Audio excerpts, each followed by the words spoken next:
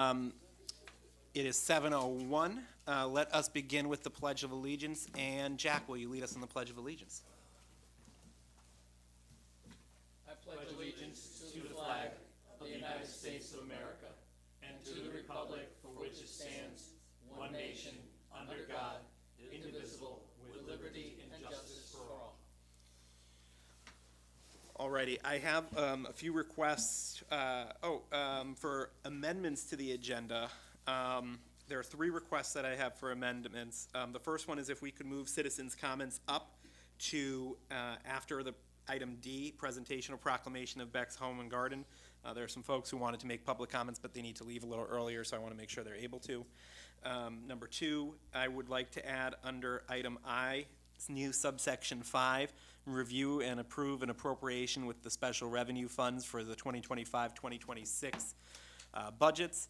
And then finally, under item P, I'd like to add F and G for Anthony LaCava for consideration for charter review and Douglas Winneman for consideration for charter revision as well. So those would be two additional applications in addition to the other ones we're considering this evening, an additional item under finance, and then finally moving citizens' comments up so folks who want to make those comments can do so before having to leave.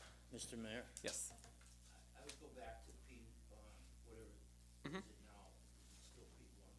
It's not P1, so is it Q1? If we, Informational items? it's still P1 because it was before. And I would make, instead of appointments, consideration, so the record reflects correctly that you're considering the below for appointments. Sure, appointments / consideration, is that good? Okay. So with those are the three proposed amendments. Do I have a motion in favor of those three amendments? Motion made by Brian. Second. Seconded by Jack. Any further discussion on that? Hearing none, all those in favor of amending the agenda accordingly, please indicate by saying aye. Aye. Opposed, abstention, motion carries unanimously. Now can I have a motion to approve the amended agenda? Mr. Mayor, Yes. what about the reappointment under P?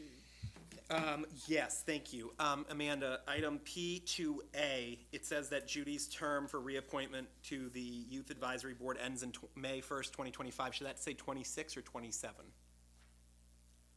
I'd say 26. Okay. So I'll accept an amendment to amend item P2A to have Judy's appointment end in 2026. So moved. Second. Made by Paula, seconded by Jack. Any further discussion on that? Hearing none, all those in favor, please indicate by saying aye. Aye. Opposed, abstention, motion carries unanimously. Now I'll take a motion to approve the amended agenda as amended by those two different amendments. So moved. Made by Paula, Second. seconded by Jack. Any further discussions on that? Hearing none, all those in favor, please indicate by saying aye. Opposed, abstention, motion carries unanimously. Okay, we will now move on to item D, which is our presentation of proclamation to Beck's Home and Garden. To begin the recognition ceremony, I'd like to see if the EDC Commission would like to address the crowd and the family to indicate why they made the selection. Former Mayor Steve Fortenbach, current EDC Chair, is here to begin the presentation. You can, if you want the mic, if you want. Make sure it's on. And then, Steve, do you and anyone you want to be recognized with, you want to come up to the dais somewhere around here, so that way? Yeah. Come on up. Are we good? Anywhere you want in the dais area. Yeah, you're good, Steve.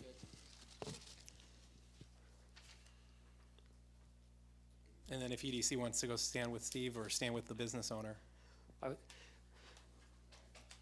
So the Economic Development Committee started quarterly recognition of businesses. Our first was obviously Xero's, for those of you that were aware. So we decided for the second quarter we wanted to pick something that was fitting for the time of year. So something landscape oriented.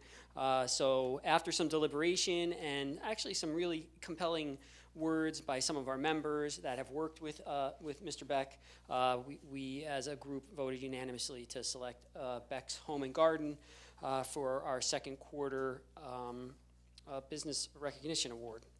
So Town of Cromwell Economic Development Commission Business of the Second Quarter of 2025 Award presented on April 30th. We're a few days late, but that's okay.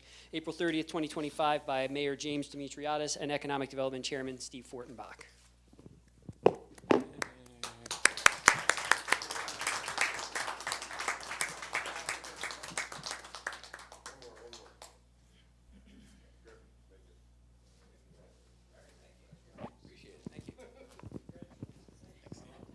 And then I would like to, hold on, don't go anywhere yet. And Steve, you're gonna come back on over here too. So in addition to the plaque from the town and the Economic Development Commission, I also have a Office of the Mayor Business of the Quarter recognition proclamation for you. I'll read it and then I want to just make a couple words about yourself. So whereas it's the mission of the Town of Cromwell's Economic Development Commission to recognize and celebrate contributions of local businesses that demonstrate excellence in their field, a commitment to community and high quality service, whereas Beck's Home and Garden exemplifies those values through their work as a licensed arborist and ornamental turf specialist offering expert landscaping, fertilization, tree services, and more throughout the spring, summer, and fall. Whereas through hard work and over 20 years of outstanding service, Beck's Home and Garden has contributed to the beauty and growth of our town, supporting the local economy and the local economic vitality and the standard for small business success. And therefore, the Economic Development Commission and I, as mayor, would like to recognize you with this proclamation as well. Great. And I've known the Becks for a really long time, and Steve does and his crew do outstanding and amazing work, but they're also just such good people. You and your family are community oriented, you're advocates, you're activists, you are always there willing to help out people, and I know I joined you guys for your 20th celebration, I think last spring, and I'm glad that you're finishing your 20th year with this recognition because you guys really deserve it, so congratulations. Great. Thanks again. Yeah. Thanks, everyone. Let's just do one more group picture, and then do you want to do any comments to the group? Or are you good? Sure. Okay, good.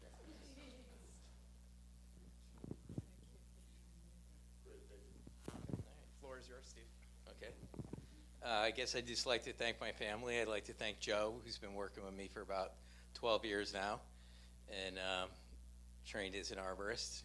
And I'd like to thank Pride's Corner Farm, who's just a fantastic business and asset to this town, Garden Dream, and also the Scovilles, who also kind of support us, and we all work together as a team, and we get a lot of trees planted in this town and all over. So thanks for everything. Congratulations. Thank you. Appreciate it.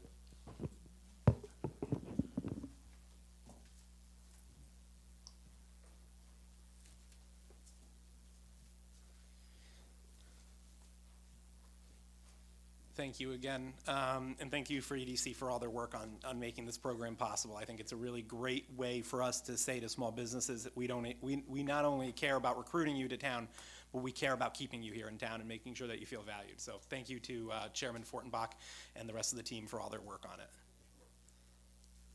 Alrighty, moving on to Commission Chairman report, liaison reports, and staff reports. I see Rosanna is here from the middle school. You also have in your packet reports from Kara, Amy, and from Scott. Oh, that's right, citizens' comments. Yeah, let's do citizens' comments next. Thank you. I like our council. We keep each other on track. So now, at this point, I will recognize any citizens' comments. If you could come up to the microphone and identify yourself for the record, and your name and address, and then go ahead. You have 2 minutes. Any citizens' comments? Boy, it feels funny to be on this side of the podium. So, I'm gonna warn you guys, I have chemo brain, for real. So instead of going, just talking, I'm gonna read, and hopefully I can get through this.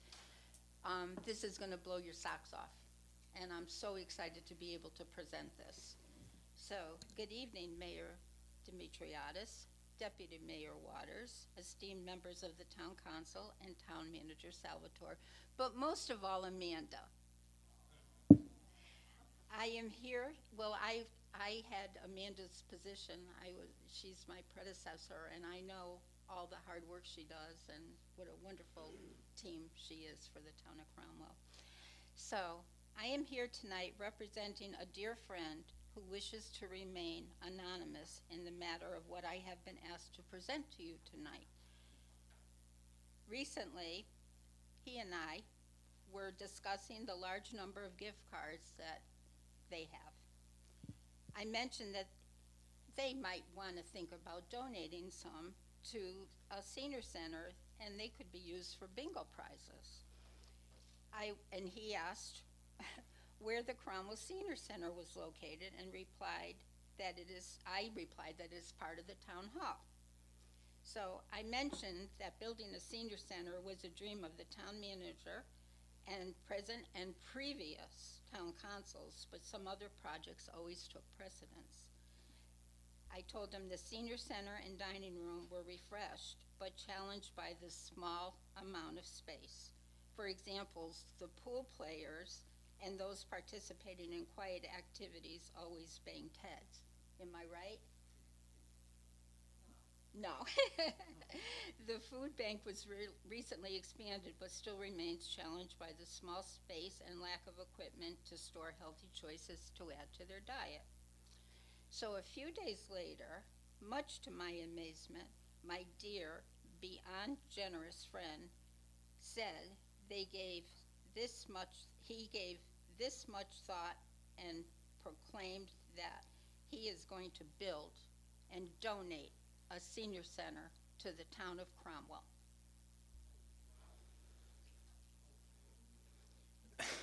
That's incredible. I mean, I have so many questions. Go on. Okay, so he requests a meeting with Town Manager Salvatore to discuss the steps that must be taken by both himself and the town to bring this endeavor to fruition post haste. I have to reiterate vigorously, the benefactor wishes to remain anonymous. I sincerely hope that this council gratefully accept this generous contribution with the one requirement of anonymity. Thank you. Thank you. So Tony, I think to follow up on that, will you work with Ree to set up a meeting to see what the situation is? Yes, and what I'd like to do is have the council's permission to use staff to investigate the feasibility of working within whatever the appropriate amount that the gentleman is willing to donate. But I understand it's significant. Oh, wow.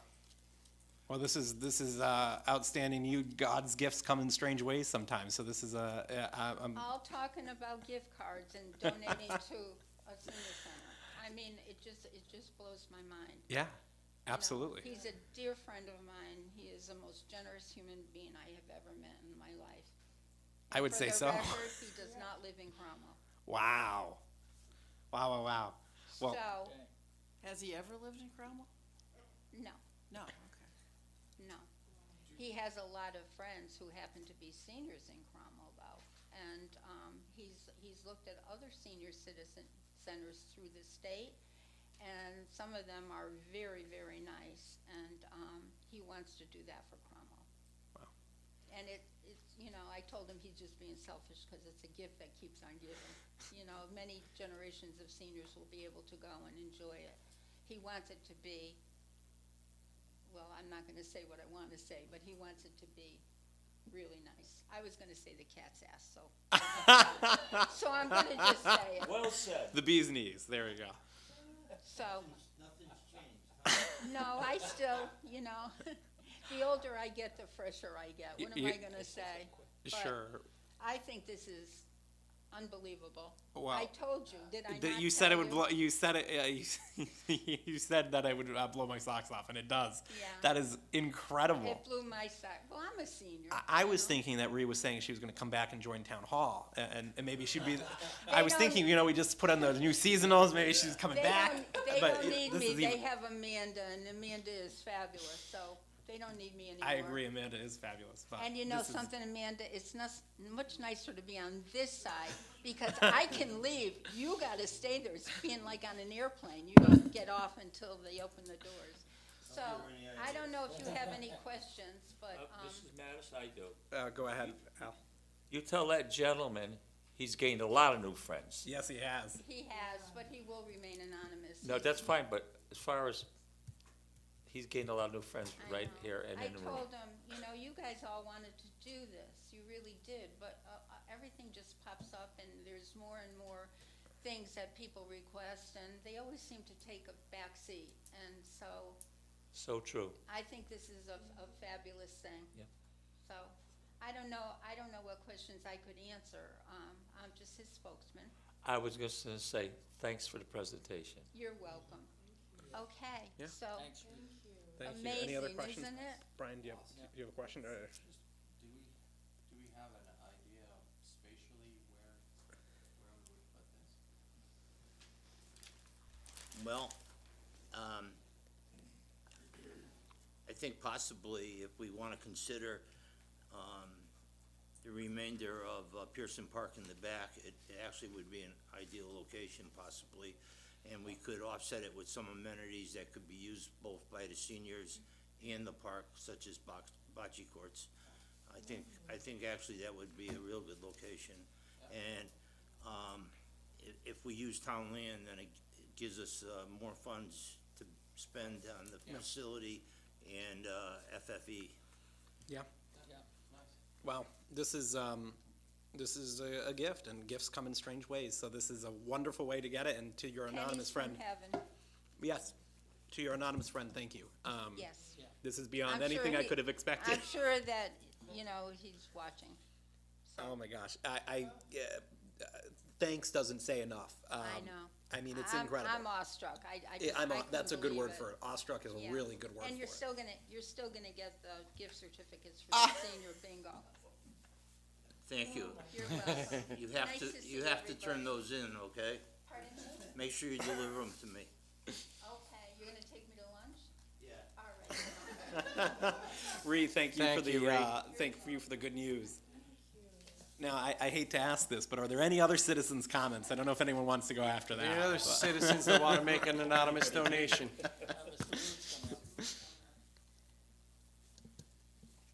Mr. Root, whenever you're ready, sir. And are you also, do you also have an anonymous donor friend who is, Unfortunately, I'm not. Okay. This was a hard act to follow. Mr. Okay, Mattis. It's okay. wonderful. forgive you? Congratulations. Good evening. At a special meeting on September 11th, 2024, Town Council authorized and directed the payment of $2 million Gilead settlement honored before October 10, 2024. The financial report for October 2024 did not include the disbursement of this settlement amount. And at the regular meeting on November 13th, 2024, there was no mention in any of the reporting, financial or otherwise, of the payment of this amount. In the April 2025 financial report, the disbursement of the $2 million settlement amount, as well as the related $1.4 million of legal fees, are reflected in line 015, legal expense. I am curious as to why it took from October 2024 until April 2025 for this initial disbursement to be reported. And I am interested to understand how line item 015, legal expense budget, can be increased by $3.4 million from the town approved budget value for that line item of $235,000, round numbers, approved at the May 7th, 2024 budget referendum. And I again find it interesting that the reporting of this item does not apparently warrant disclosure in the narrative to the April financial reports. To quote the narrative, open quote, expenditures are basically in line with expectations this point in the fiscal year. Close quote. Thank you.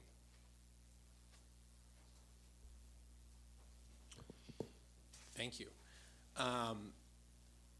And the comments you handed Amanda reflect the line items that you were talking about specifically? Yes. Okay, thank you. Any other citizens' comments? Any other donations to the town? No? Okay, I gotta try. Now I have to ask every time. We'll take it. Okay, now I'll move on to commission chairman reports, liaison reports, and staff reports you have in your packet. Number of reports from the different departments. Scott has his information in there, including the sponsorship information from the farmers market. So far, they've had $5,900 in business sponsorships to help fund it, and so that's really positive. You also in Amy's packet, it's Older Americans Month. I want to thank the Ukrainian American Cultural Center for donating their ballroom for the seniors to have their murder mystery event, which can now hold up to 120 seniors for this year's event. As somebody said earlier tonight, space is at a premium in the senior center, so for now, and a space and a premium at the senior center. So having the Ukrainian American Cultural Center donate their new ballroom to the seniors for use of that event is very much appreciated. And then otherwise, Kara has in her packet information about the 3D printing that the library offers, as well as information on the June 6th and June 7th book sale that the Friends of the Library will be hosting. And in person, I do see some representatives from the building committee. So do you have any building committee updates that you'd like to give during the liaison reports that aren't in your packet, or do you want to expound on anything in your packet?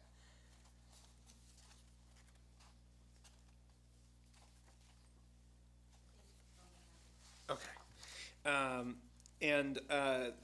Also included in your packet is an invitation for the CMS PTO fundraiser for the last walkthrough of the old school. I'm looking for the date on the poster for that. What's the date of the CMS fundraiser? May 28 or 9. May 20, I thought it was May 29, but yeah. Yeah, May 29, there it is, May 29, so that will be very exciting for a final walkthrough of what I think everyone who graduated from Cromwell schools, either their high school or their middle, was my middle school. Paula, was it your high school? Yes. Okay, there you go. Alrighty, I will move on to my mayor's update. Let me pull up my notes, and then I will submit this electronically to Amanda once I make it look a little neater. Under drafts. Okay. So this month I attended the Attlebrook 2025 Alliance Walk, raising money to support, uplift, and celebrate people in the autistic community, in the autism community. It rained, and it was actually it snowed and then rained. So it was a little chilly for early April, but it was a really great event. We had the opening of the Little League field this last month, which was really great to see that working, and the lights being debuting as well. I attended a swearing in with the chief and the captain for our newest police officer, James Volkler. I attended with, I don't know if Jay Polk is still in the room, but with Jay and Stuart and Chris, the Middlesex Chamber of Commerce had a meeting with this group called Advanced CT, and what they do is they bring industry into Connecticut and help recruit businesses to make jobs here. And so they presented about how municipalities can help partner with them by identifying parcels of land for economic development, so they can try to find a suitor that would want to build something or bring jobs to that particular location. And I know Stuart and him are connecting. And we also on May 8th had the ribbon cutting for the Richard C. Nobile Field House with his family members and wife in attendance. And it was a really nice ceremony to recognize somebody who's made a huge impact on the town. And I want to thank this council for approving not only the additional funds to have that building be weatherized, but also for approving the name of the building to be named after him. I think it's going to be a really fitting honor for him. He's going to be able to watch all the plays moving forward and coach from afar. And if I joked to his wife, I said if we're doing really lousy, maybe he can bring a rainstorm in and kind of wash the game out so we don't have to finish the bad play. But it was a really nice ceremony. We got to tour that facility, which is now open. I understand that the Rec Commission is having meetings there. And the PTO is using it for some meetings as well. So it's nice to have additional meeting space available for the town outside of the players' season. A couple other updates for everyone. In June, I will be going to the Fire Commission meeting. You may recall that we had talked with the Fire Commission about merging elections and merging their budget votes, so everyone just has to come out one time for each. They rejected that at their April meeting. I asked them to reconsider, and maybe it was a little too zealous in my advocacy to do so, but we've chatted it over, and I think we're on good footing now. So we've asked them to reconsider, and I'm going to go present in June to see if they would be willing to reconsider one or both of those motions to not have those events be merged. But I am pleased to say that we are moving forward with merging IT services and going out to bid together as one unit for an IT vendor for both the fire district and the town, and we're actively working on that right now, which I think is a huge step forward.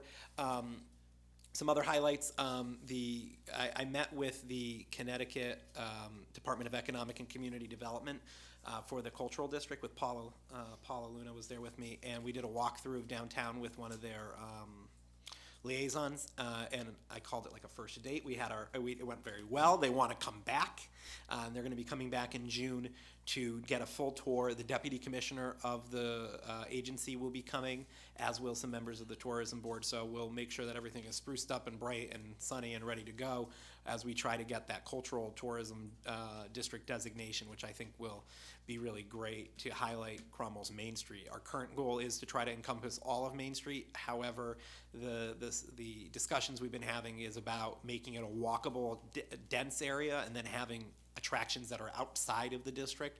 So we're having ongoing discussions about how we can try to encompass more of Main Street rather than just squatly downtown, because we have a lot of businesses and other things that are really unique up and along all of Main Street, including multiple garden groweries, historic homes, really nice businesses. So we want to try to figure out a way we can get the tourism designation, but also highlight all of the businesses that we have. And otherwise, those are my substantive updates.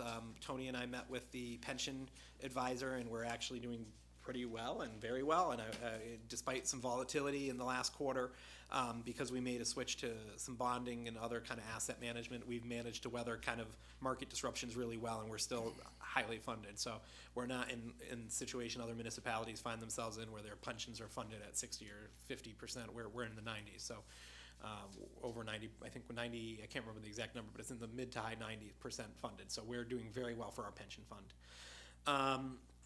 And I'll accept any questions if anyone has questions for me.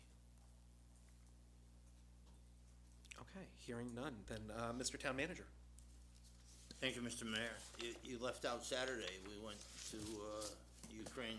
Oh, that's right. National Home and welcomed a new business. That's right. To Cromwell, and we were treated to traditional dancing and customs of the Ukraine National Home. And I was very impressed with some of the dancing that both the males and the females did. It was pretty exciting, and I think it's a good addition to the community. I know Mr. Spina can speak a little bit more to it, but we didn't. Our crews did an outstanding job. We took some of the leaves that we normally deposit on a piece of land here in Cromwell and till under, and we made some compost, and Lou can correct me, but I believe we gave away, after they screened it with the bucket that we bought a couple of months ago, we gave away about 200 yards to the citizens. We dumped it at the community garden parking lot, and I think in most cases before they could get it off the truck, people were there shoveling it into the back of their pickups, 5-gallon pails and everything. So I can't say enough about our crew, and to take it one step further and to screen it. It was really nice material.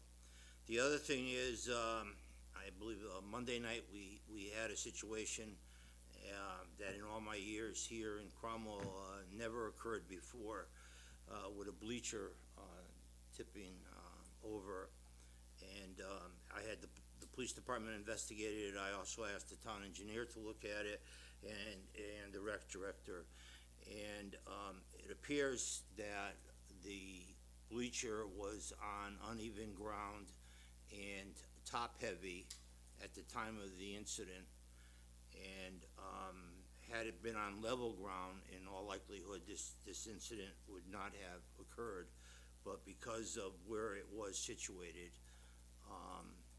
that added to the problem, as well as, too many individuals at the top tier. And it was only a 3-tier. It's very, we also checked with other communities and what they do, and, basically, everybody was pretty much, the same as us.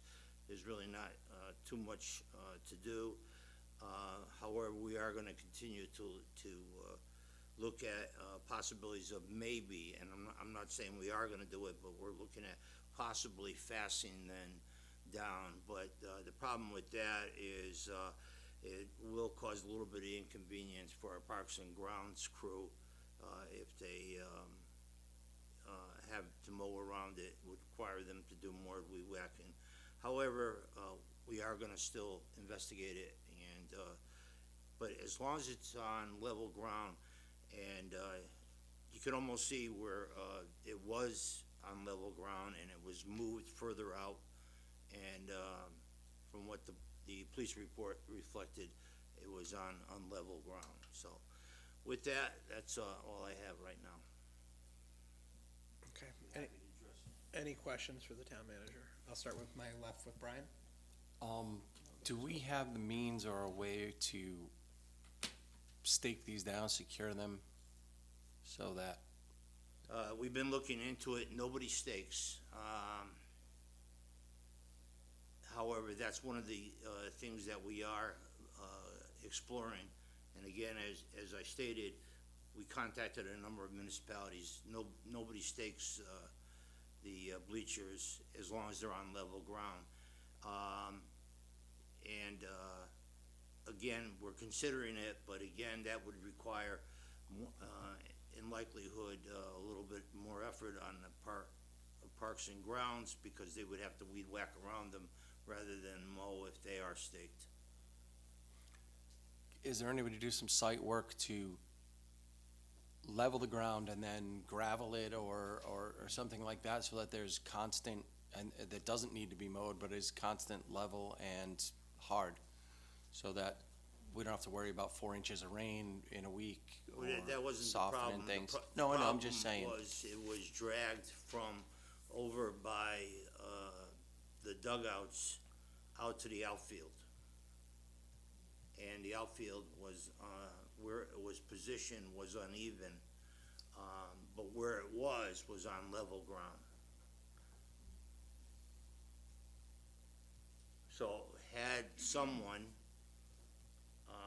not dragged it out to the outfield, which in and of itself, I suppose they did it for a better view, but I wouldn't wanna be out there when somebody hit a foul ball into the bleachers, but, it was up further behind, the fenced area. Do we know, I mean, if we don't know yet, do we know who moved it or who gave permission to have it moved to that new site? No, but I've been told, in the past, individuals have moved them on their own. Not our crew. Individuals observing the, games.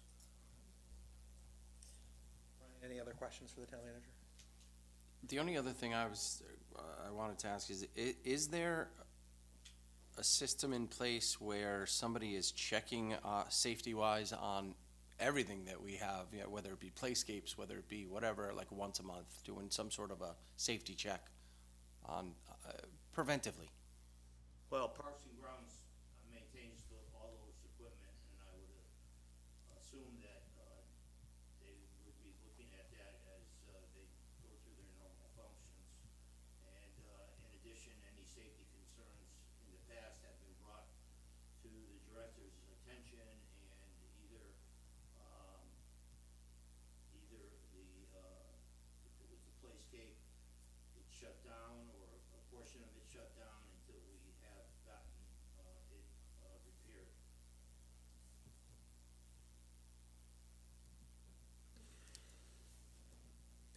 Deputy Mayor Waters. Mr. Salvatore, you mentioned the Ukrainian club?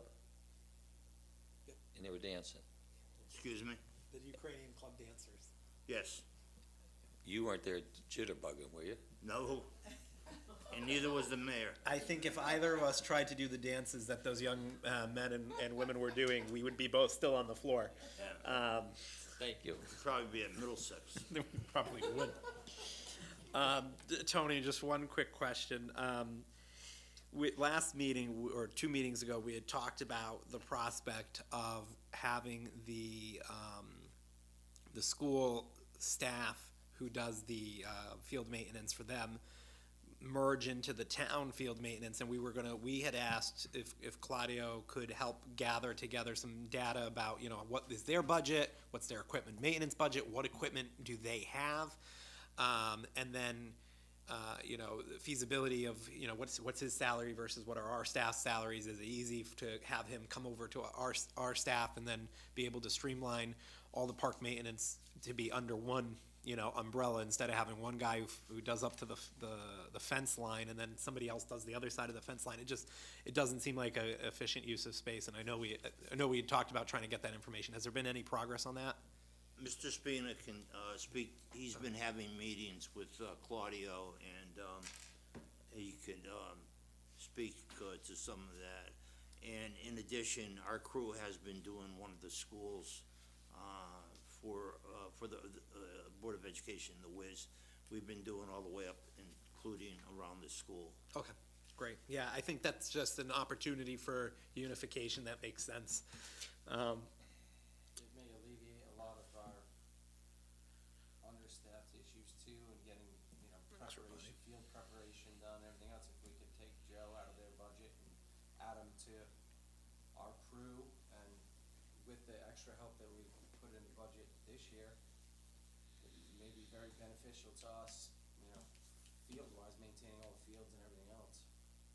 Well, we would have to negotiate at some point with Joe's union. We are in discussion with the Board of Ed. Who is he part of the custodian union, or is he part of the non-certified staff union? I think he's non-certified staff. Okay. Because he's not one of the custodians. Okay. Do you know, Lou? Yeah. Yeah, okay, non-certified staff. Okay. Okay. Okay. Yeah, non-certified. Okay, great. Jack, any questions for the town manager? Thank you. Nope, no question. And? Julia? Okay, so I've gotten a couple messages that the YouTube feed isn't working properly right now, so do we want to take a quick 2-minute recess just to troubleshoot it, or is this not something we can troubleshoot during a break? I've done all that I can do. I am texting IT right now, and they're checking it out. Okay, so we'll keep going if the powers that be have been alerted and they're working on it. Okay, so we'll move on to item I, which is our budget report. I'll recognize our finance director. Oh, I'm sorry. I'm all over the place today. Item H, Town Council Liaison Reports. I'll start with you, Paula. Do you have any Town Council Liaison Reports for us? Yeah, I attended the Library Commission meetings on April 14th and on May 12th. And as James reported, on May 7, Mayor James, Kelly Salemi, the chair of the Cultural District Commission, and I met with Eric Dillner of the Arts and Culture Division of the State of Connecticut and Kimberly Parsons Whitaker of the Connecticut Office of the Arts for a walkthrough in the center of town. And then last night, the Cultural District had another meeting. And just a question on that. I wasn't able to make it last night. I was in I had something for work. I'm not going to bore you with it. But what I saw the email thread. They want to have another special meeting later this week or next week. Right. As you know, Kimberly Parsons Whitaker was more interested in narrowing what She wants it to be walkable. walkable and, yeah, narrowing it down. So we had a meeting last night, and no one was in favor of that. They wanted expanded more, at least up to Court Street. Okay. Okay. So we'll have to. We're gonna have a Zoom call, in the next few days. Kelly sent out an email. I saw. That's what I was wondering. Yeah. I mean, I don't know if the council has any opinions on that. You know, our current application has all of Main Street in it, to highlight the Northern Cromwell businesses on Main Street and also the TPC and the state park. The state wanted it to be more compact and walkable and emphasize walkability and compactness and have it just be that Riverport area plus the downtown area to the Historical Society. They felt like that was much more condensed and walkable and what they imagined. I mean, do we stick with the application where we try to say we want it all to be in there? Or do we kind of take that feedback and focus it and down on that one central area? And then try to expand it later. I don't know how people feel about one way or the other, because she was talking about maybe having an initial one and then expanding it to have a second Yeah, one well, later. That but- was not the consensus Yeah. at the meeting last night. They think that it should go up to Court Street Yeah. and down this way out to, the cemetery. Okay. Behind Pearson Park, you know, so it's a lot less than what we had applied with. So it's kind of a compromise, so Kelly's working on that. Okay. Does anyone have strong feelings? to And give then I them believe, feedback on? the ordinance has to be redone. The ordinance is is larger, so. Yeah, would have to be redone, right, okay, Okay. so that's where that all stands. Okay. Does And anyone I- have I strong think- feelings on that to give the committee feedback as they try to navigate that? The only thing that I would ask is, what's the, if this is for the state? Correct. You're having the conversations with them, is there knowledge about what they are willing to do, or is what we've heard what they're willing to do? Do you know what I Yeah, mean? yeah. Can we push this envelope, or? She seemed pretty hesitant. When we met with her, she seemed pretty hesitant about pushing she said, we're really looking for a compact walkability. You know, you spend a couple hours walking around, popping into different places, and then maybe you get in your car and go somewhere else. But the district is a compact, walkable area with a number of attractions within it. But you could walk up Main I- Street, there's we a have sidewalks the sidewalk, you entire can way. go You're up right. to Holy Apostles and, the Valor Green, yeah. Memorial Green up there, and, Well, and I think that would be, I think she asked how long it was from the TPC Golf Club Road to downtown, and it's like yeah, that. No, I- she asked how far it was to where Nostalgia is, where the other businesses Yes, are, that's right, and and it's, you looked it up, and it was like, 2.5 miles? I think it or was so, like or 2 miles? it was like 2 miles on the nose when I dropped the pin. Well, if you're a walker, it's walkable. I agree. I'm just trying to figure out how to navigate the state on that. Yeah, and you've probably got, I'm just gonna pick a number, 12 businesses. Oh, absolutely. Going up that And way of all historic- different types, historic Well, and restaurants that and. part of what's really unique about that, what I'll call the North Main Street business area, is you have some really good restaurants, some really good community businesses, but you also have Gardener's Dream. You have the other farm. You have. You're going way beyond. No, I know, but I'm just saying, up there, you have Yeah, a bunch of really absolutely. unique businesses Right. that I think are attractions in their own right and draw a lot of Yeah. people. And that is my point, that Yeah. we've got a lot of that up there, and why not include it unless. And it's all on a public bus line too, so if you can't walk up the hill, you can take the public bus. Right. Is it possible to have 2 districts or no? She said that is Yeah. something that we could consider resubmitting with 2 districts. But for the moment, don't want to be as small as Kimberly Yeah. thought. Yeah. We want it to be expanded, but not even as large as we talked about, Okay. so. And Eric Dillner, is that his name? Yeah. I think he's for it. Yeah. So, we'll see. What are we getting out of this? So What is the main goal or purpose of, to get us on the map? To increase tourism? Yeah, so if the cultural district application is accepted, the state of Connecticut can will, number one, put us on their tourism website as one of their, like, Visit CT cultural attraction, like town squares, town villages, town places to go. They'll also advertise events that the town has or community events have in that area.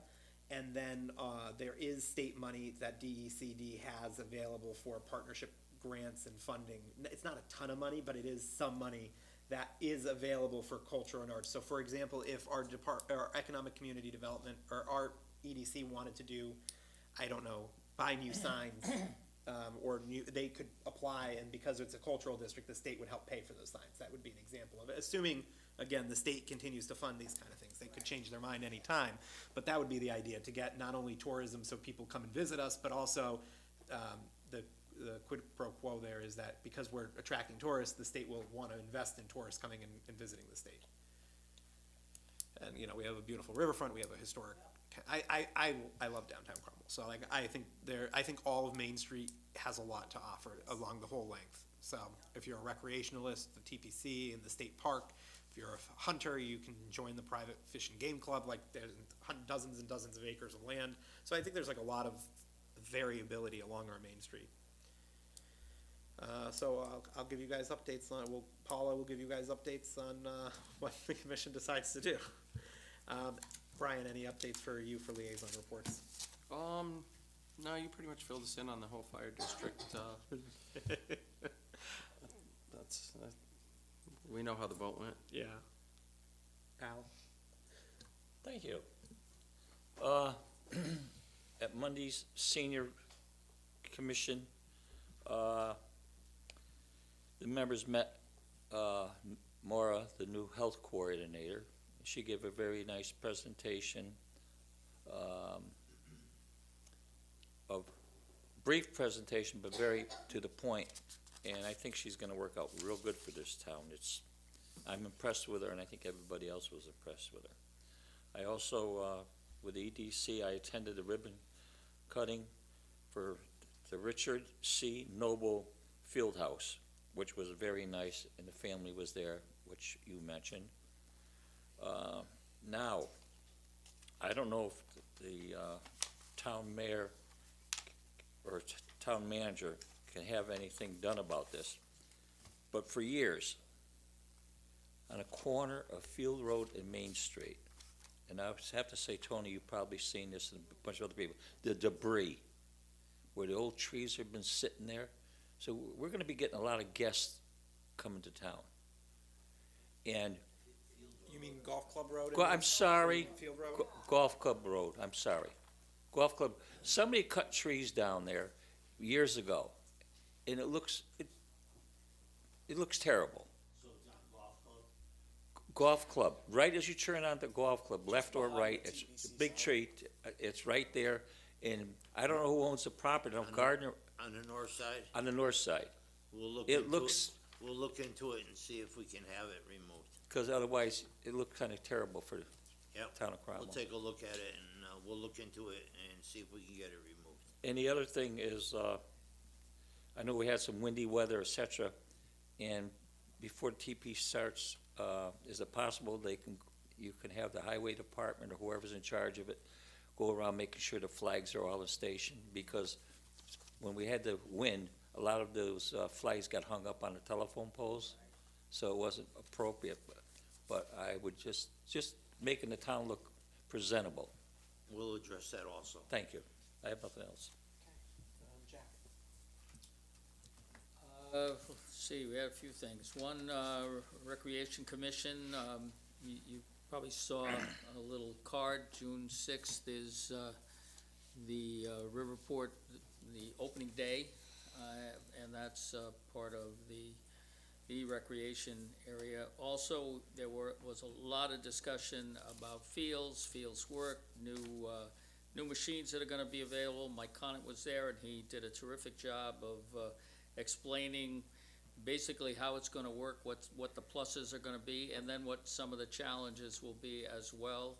And I know he's here, so I don't know if you're gonna mention anything about any of this tonight or not. No, it's a no.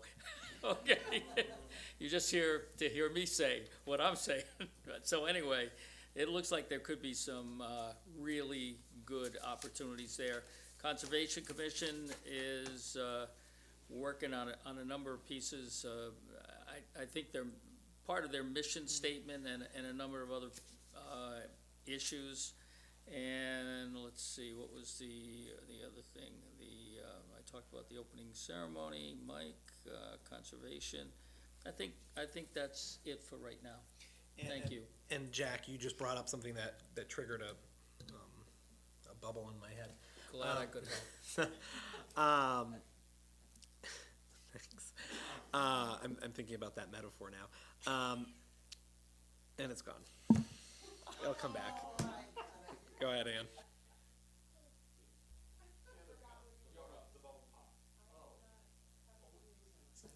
Yes. So let me ask this to you, Ann. Are there any boards or commissions that you would like to be assigned to be the liaison to? Right now, I think we kind of, Stacy, Stacy had, I don't remember which one do we remember which commission Stacy was the liaison to? Okay. So why don't we chat offline and see which commissions we can get you appointed to be the liaison to, and we can move from there. And then Julia. Well, I tried to attend virtually the last planning and zoning, and unfortunately, the only one I could hear was the chairman. Mr. Canada was the chairman. Before I just decided I couldn't really hear it all, they did mention there was a berm at 48 Nooks Hill Road that was ordered to be removed. Yes. And that doesn't sound easy, but anyway, they didn't remove it, and they were fined like a fairly large amount, 150 a day or something like that. 50 a day. And so that, ultimately, they did remove the berm. Then there was an issue of a tiny house, and I guess it's a tiny house, but there were problems with it. I guess I can't remember what they were, but they thought possibly they could solve the problems by considering it an alternate, alternative dwelling unit, as long as it met the setbacks, and that's sort of as far as I got. So the next meeting, I may have to go in person, so I can hear. Sorry. Amanda, please, if, whatever IT needs to do to get in here, and we have a new system, okay, yeah. But the problem, Her Honor is describing, is if you don't use your mics, that's the problem. If the chair was being heard, and that means the other participants are not using their mics. Okay, thank you. But to bring it to your attention, we are up and running, it was repaired. Okay, the live feed right now is back up? Okay, cool. And the entire meeting audio will be put online. Okay, thank you. Oh, yeah, It's Board of Ed, Charter Revision, and Wetlands. okay. And do those sound like something you're interested in tackling, any of those three? Or all three? Wetlands, Charter Revision, and Board of Ed. Yeah, why don't you think about it? Yeah, wetlands is up your alley, that's true. So contemplate on those three. And then while the topic of liaisons are up, I'd like with the building committee's schedule moving forward, I know they have the next 3 meetings on here. If we, maybe Amanda can send out an email and everyone can sign up to go to one of the building committee meetings, and we can kind of rotate so that there's always one of us at one of their meetings moving forward. I know that's been a pressure point in the past, and I'd like to try to get us on a rotation with that. So Amanda, would you mind sending us a email with their dates for the rest of the year, and then like a Google Doc or something, and people can just fill in the dates that they can do, and that way we can kind of try to fill up the whole roster? I have a report about the police department. Oh, sure. I called the chief. I was running my normal route, and I was I thought you were about to say you were running from the police, and I was like, during school hours. Yes. And I was running across the parking lot of the middle school, and I was very nicely flagged down by I guess he was the officer there. He told me that was not permitted, and but it was the nicest yelling at I've ever gotten. It was the first time an officer yelled at a judge. You weren't running with robes? No. Okay, that's fair. That's fair. That would be something. Well, thank you, and Chief. Kudos to the professionalism of your team for handling that interaction well. Alrighty, so moving on now to financial items, budget report, item, is that I? Ooh, I1, budget report. I'll recognize our finance director.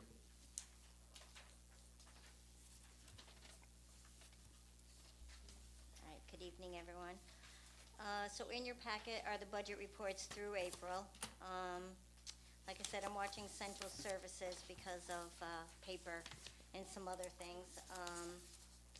And then also revenues coming in strong, and I just got an email from the tax collector that our tax collections are 100.24% of budgeted right now, which is good, so. Do you want to explain what that means if like, like of budgeted? Because I thought that meant like we somehow collected additional taxes, but that's not what it means. No, so we, and you happen to be at the mill rate meeting this year, we set the tax collection at the mill rate meeting.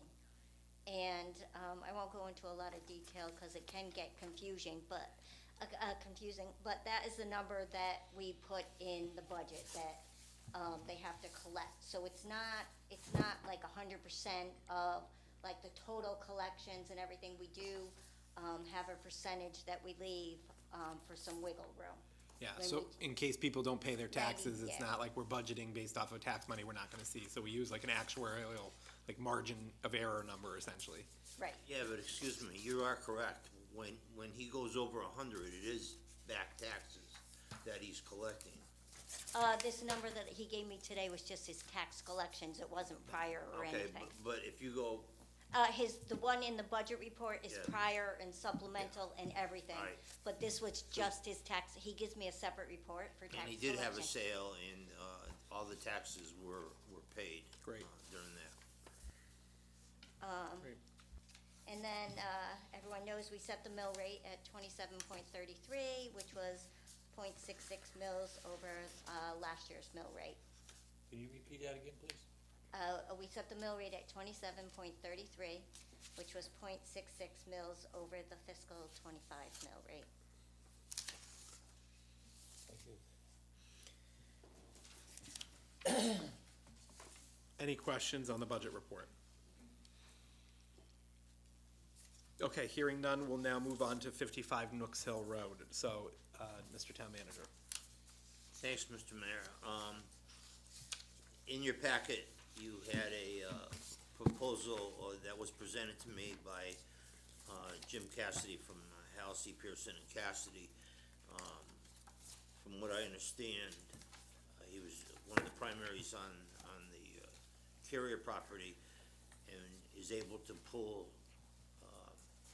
from the boundary line between our property and their property because of the surveying that was done for the Carrier development. So with that, I'm asking that a waiver be issued so that I could, if this council wants me to proceed with the possible sale of this piece of property, he would cut it out and make it conforming with the exception of the front of the building that faces Nooks Hill Road, which is non-conforming, but the rest of the property would be conforming.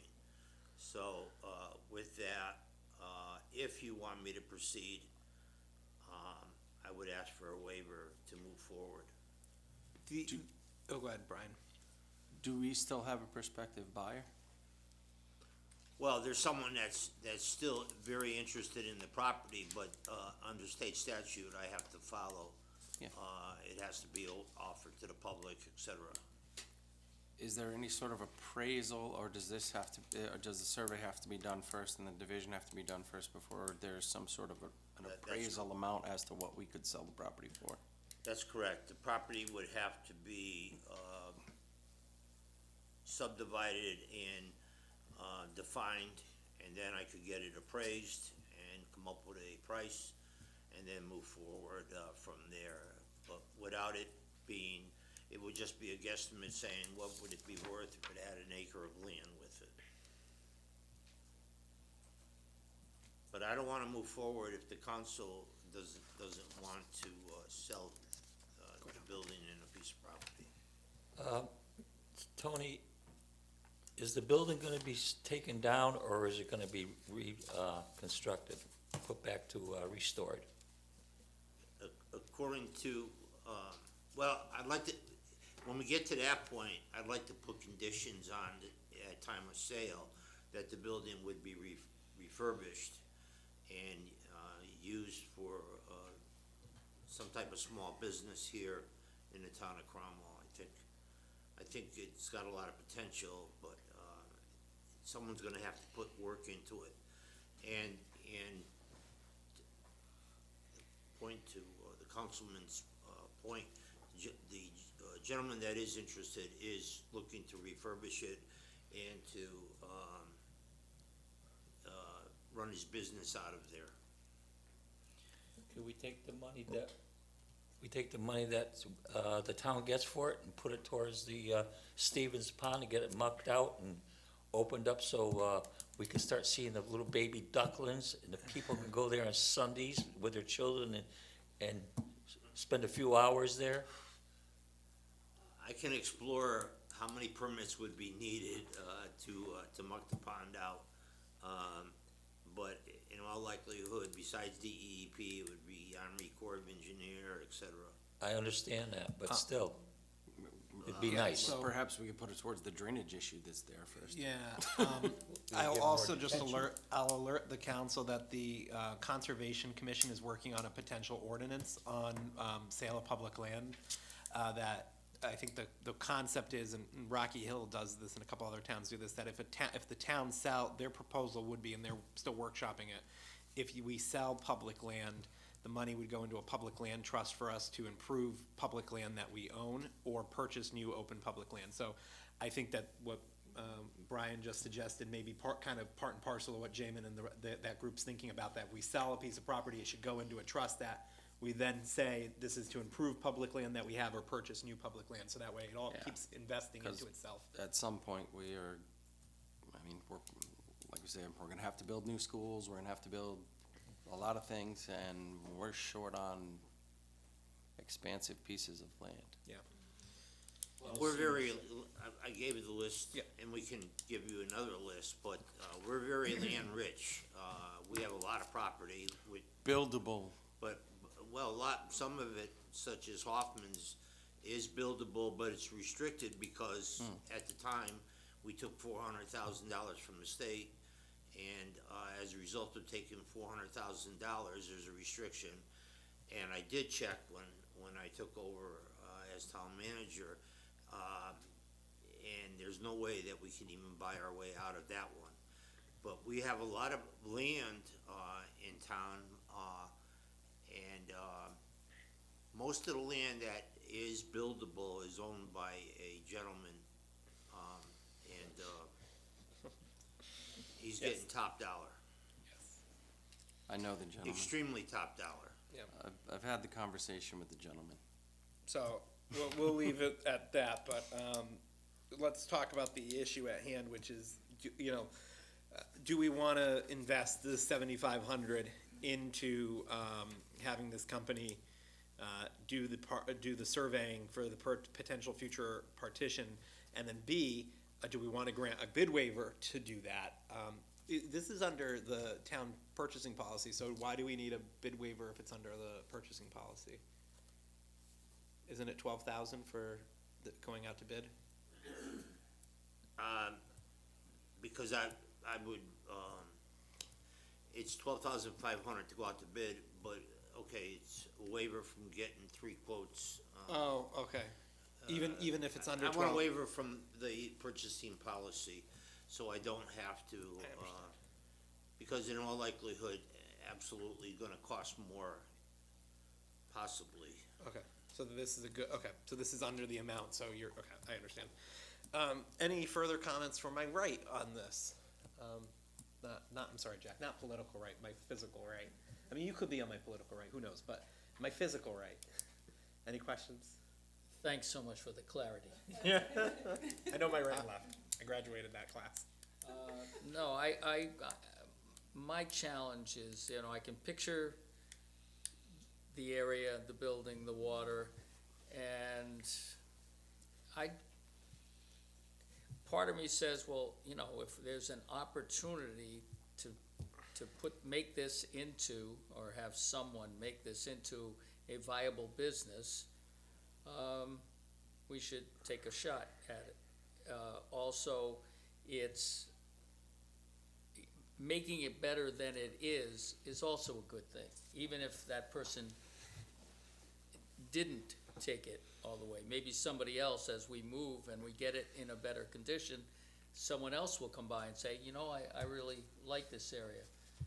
And so I'm between and on my thoughts, but I leaned toward saying, yeah, go, let's do it and see where it goes. Ann or Julia, any comments before we have a motion on something? Okay, One more Yep. question. What is the benefit, other than time constraint, which I don't think we're really under, to waiving the bid process? The gentleman is familiar with everything and already has most of the work done because of the other parcel. Okay, so he's preferable to this job specifically? Yes. And he's familiar with that area. He's very familiar with the town of Cromwell also. well, it's up to this council, so do I have a motion to approve a bid waiver for the surveying services for 55 Nooks Hill Road? Motion to approve. I have a motion made by Al to approve the bid waiver. Do I have a second? Second. Second by Jack. Any further discussion on that? Hearing none, all those in favor, please indicate by saying aye. Aye. Aye. Opposed? Abstention, motion carries unanimously. Okay, next we have discuss and approve additional full-time public works employee. So Lou or Tony, would you like to explain this one for us? Yes, as explained in my memo to the council, the council approved 4 seasonals for Parks and Grounds. Under law, if they exceed 120 days, then they're entitled to full benefits. And by the benefits, I mean all benefits. As outlined in the CBA. Matter of fact, they would be covered by the CBA. So, working with the finance director and having discussion with Mr. Spina, if we provide an additional full-time employee, let me just back up a second. So that means that 120 days, we would have to release or provide benefits to the seasonals. So to attempt to avoid that situation, I'm proposing that we bring on an additional full-time employee for that division and 2 seasonals that would be released after the 120-day period. Go ahead, Brian. How many seasonals do we employ now, total? I think, well, we have 2 right now, and if we go what's budgeted, July 1st, it could be increased to 4. So if we were to hire a full-time position, we would eliminate 2 seasonal positions? When would you? That's correct. Plus benefits. So at this point, you're staggering 4 No. seasonals. No, I'm not staggering, that's, Well, you have 2 on now, and you're taking 2 more on in July. well, that's because the budget takes effect July. Well, right. Technically, you could bring 3 on right now, he's got approval for 3, if we can find 3. That's the other problem that we encounter, finding individuals to become seasonal employees. I mean, So this would avoid that problem, and give them a head start with regards to not having to worry about at least that position. I'd like to put a motion on the floor to approve it. Okay, to approve the full-timer, so we have Yes, a sir. motion, we can still have discussion, but is there a second on that motion? Second. Second, but, oh, I'll give it to Brian. Brian, I'll give you the second. Now, is there any further discussion on that? You know, I will say that now that we know that we've been having people for over 120 days and they were technically owed benefits, benefits are very expensive. So I think having a full-timer is probably a better investment and return on our investment than having a part-timer and having to provide a part-timer, with benefits. And then if we can continue to work with the Board of Ed to get Joe added on to the team, then I really think then that would probably be the best, because having full-time people who are there year-round, who are dedicated year-round, who can learn and grow throughout the year with the program and the system and everything else is better, I think, long-term, than people who may come for a summer and then maybe not come back the following summer. We'll have to start from scratch with somebody else. Not that, I mean, the seasonals do great work, but I think the consistency of a full-time job is a better incentive for somebody. So I agree with my colleagues. Any further discussion on this? If I may just further add that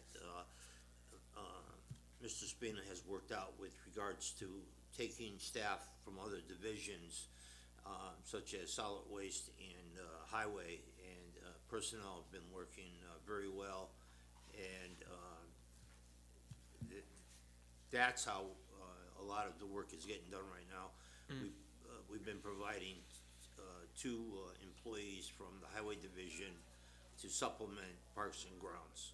Great, okay. Okay, so there's been a motion and a second. Any further discussion on that? Hearing none, all those in favor, please indicate by saying aye. Aye. Aye. Aye as well. Any opposed? Abstention, motion carries unanimously. Next, we will move for tax refunds, Motion approved Second. through 6. 1 through 6. Second. Seconded. Any further discussion? Hearing none, all those in favor, please indicate by saying aye. Aye. Opposed, abstention, motion carries. Now we're gonna go on to item I, Finance Director's update. This is the dog fund and the sidewalk fund, which is review and appropriation of special revenue funds that are required. This is a fund used for the improvement and expansion of the town sidewalk system. The town manager uses this fund to approve all repairs. Specific expansion projects need to be approved by us. The appropriation is for design, engineer, materials, supply, labor, and any item directly related to this. It was approved by Board of Finance in advance, as well as the dog fund, which has to be voted on separately. Any discussion on this or questions on this for the town manager or the finance director? Can we vote on these together, or do they need to be individual motions? So can I have a motion to approve, for the special revenue funds, for the dog fund, 23,900, and the sidewalk fund, 25,000? Motion. Motion made by Brian? Second by Al. Any further discussion? Hearing none, all those in favor, please indicate by saying aye. Aye. Opposed, abstention, motion carries. Now we will go to the chief of police for his updates. Chief.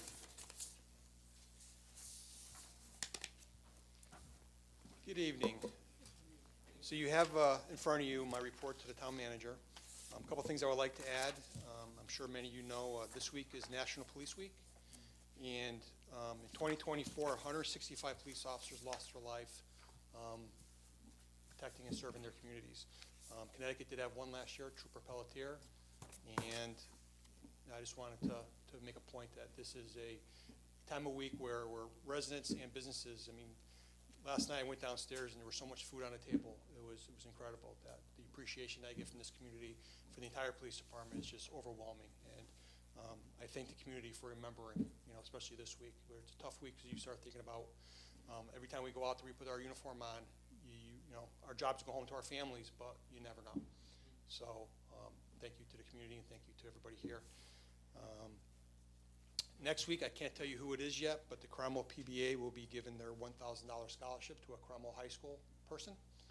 I know who it is, but I can't say it yet, but it's a Cromwell High School person who will be receiving the $1,000 scholarship from our PBA.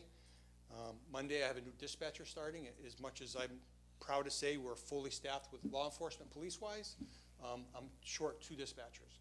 So I have one starting Monday with the town manager's approval, and we're doing a background right now on another dispatcher who's actually a certified dispatcher with another agency who's looking to come to Cromwell, and hopefully I'll have that name for town manager in the next week or so to get this person going. Besides that, I have nothing more besides what's in the packet. If you have any questions for me, I'm here. How are our 2 new officers doing? Officer Wren is doing awesome. He's on his own now. Officer Volker is on FTO program. He's scheduled to be off the week before Travelers. Okay. He's aware of what Travelers means, and he's already put in his name for overtime. But he, you know, and I talked to him yesterday, asked him how things were going, and the young man had such a smile on his face. He goes, "This is the kind of policing I wanted to do," because he came from a college setting. So he said, "This is the type of policing I want to do. This is fun." And I remember those days when I was young. Remember when it was fun. So our newest officers are great, and that reminds me, you know, now we'll probably talk more about next month. Is, as you know, Travelers is full swing ahead, and it's been busy. Taking a lot of time of me and the captain going to different meetings. The town manager knows. Security's going to be different this year. Yeah, no peace green protesters? I hope not. I hope not. Al, go ahead. I have to ask you, would you please explain to the members of the town council how frugal you were on purchasing the vehicle? Happens to be a General Motors vehicle that we spoke about. I told you I was gonna bring it up, and I think, I commend you for shopping around to get the best price, and I think we got the biggest bang for the buck through you. And I really appreciate the way you've done that. You took it upon yourself with the approval, and I commend you for doing that. I really do. It looks, Well, Al, I know how you, and it wasn't intentional by any way about us buying 2 Chevys. No. It was not intentional. No. But when we went out to look for pricing for a larger vehicle for our sergeants, the Expedition was almost $10,000 more. So, you know, for $10,000 each vehicle, it's $20,000. That's a large expense. So we went with the Chevy Tahoes. The Tahoes are a vehicle that pretty much every police department's using now. Some departments are getting away from the Explorer, but it's a much bigger vehicle. But I told the town manager this, I still would recommend for patrol the Explorer. It's smaller. As you know, we have officers my size. We have officers smaller than me. The Tahoe's a big vehicle, you know, and it takes some getting used to driving it. But I did it because it saved $20,000. well, I'm glad you looked at the bow ties. They don't, people, right, Tony? Yeah. Bow ties is a Chevy emblem. It killed me, but that's okay. That's all right. But he, you know, to his credit, he was in agreement. I mean, $20,000 is $20,000. That's right. You overrode him, right? No. Oh. We came to an agreement. Thank you for your frugality and thrift. We appreciate it. That saves all the taxpayers money, and it makes everyone, you know, you're still able to do your job effectively. So, great news. Any other questions for the chief or the captain, I guess? Sorry, I always say the chief. I guess, Captain, you stay here too. So, any questions for the pair? In your honor, Officer Bialko did not know you were a judge. I just had one question. Go ahead, Ann. Well, I'm sure it wouldn't He's be. been around a long time, he should have. I'm new, obviously, so I just wondered if you're seeing, I went through all your report and I commend you all for your service, I really do. Thank you. And I'm grateful to you all. You keep us all safe and our town safe.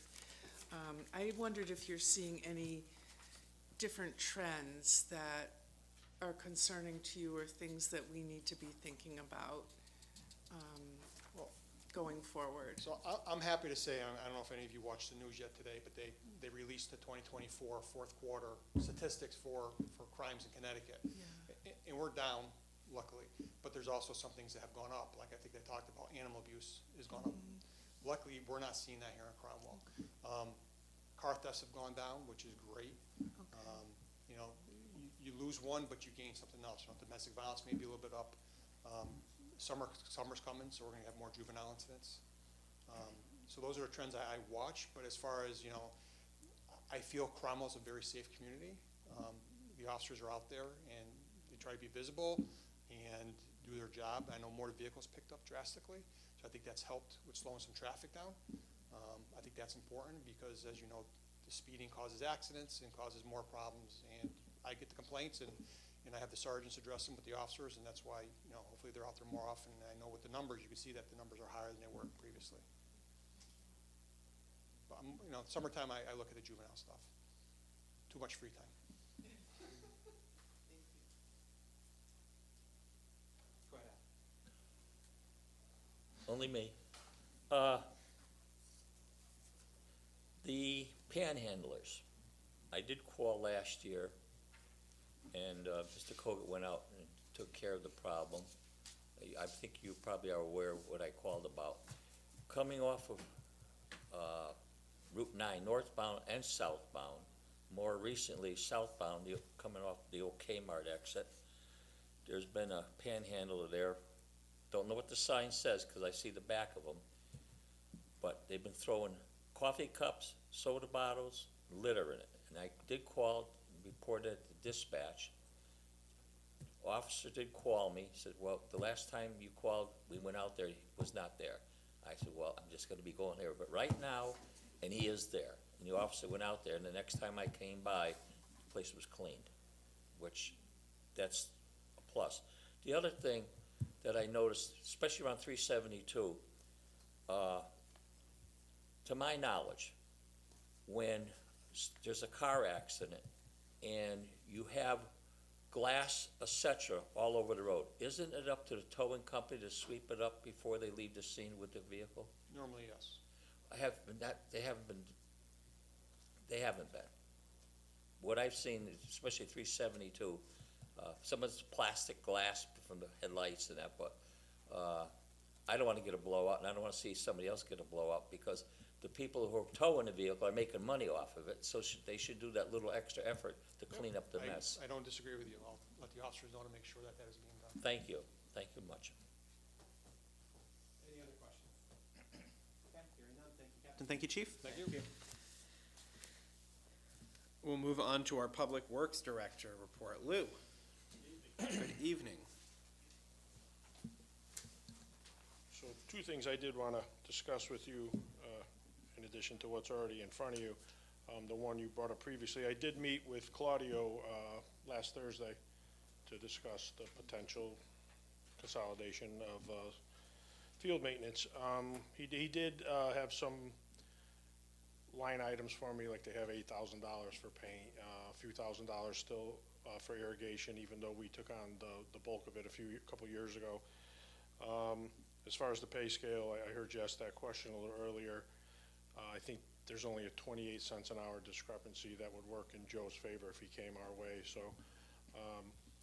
and I had Mike Conant sit in with me because obviously we wanted to learn more about, we know what Joe does from a mowing perspective, but we wanted to learn more about what he does when he's not mowing, what are the other things he does. So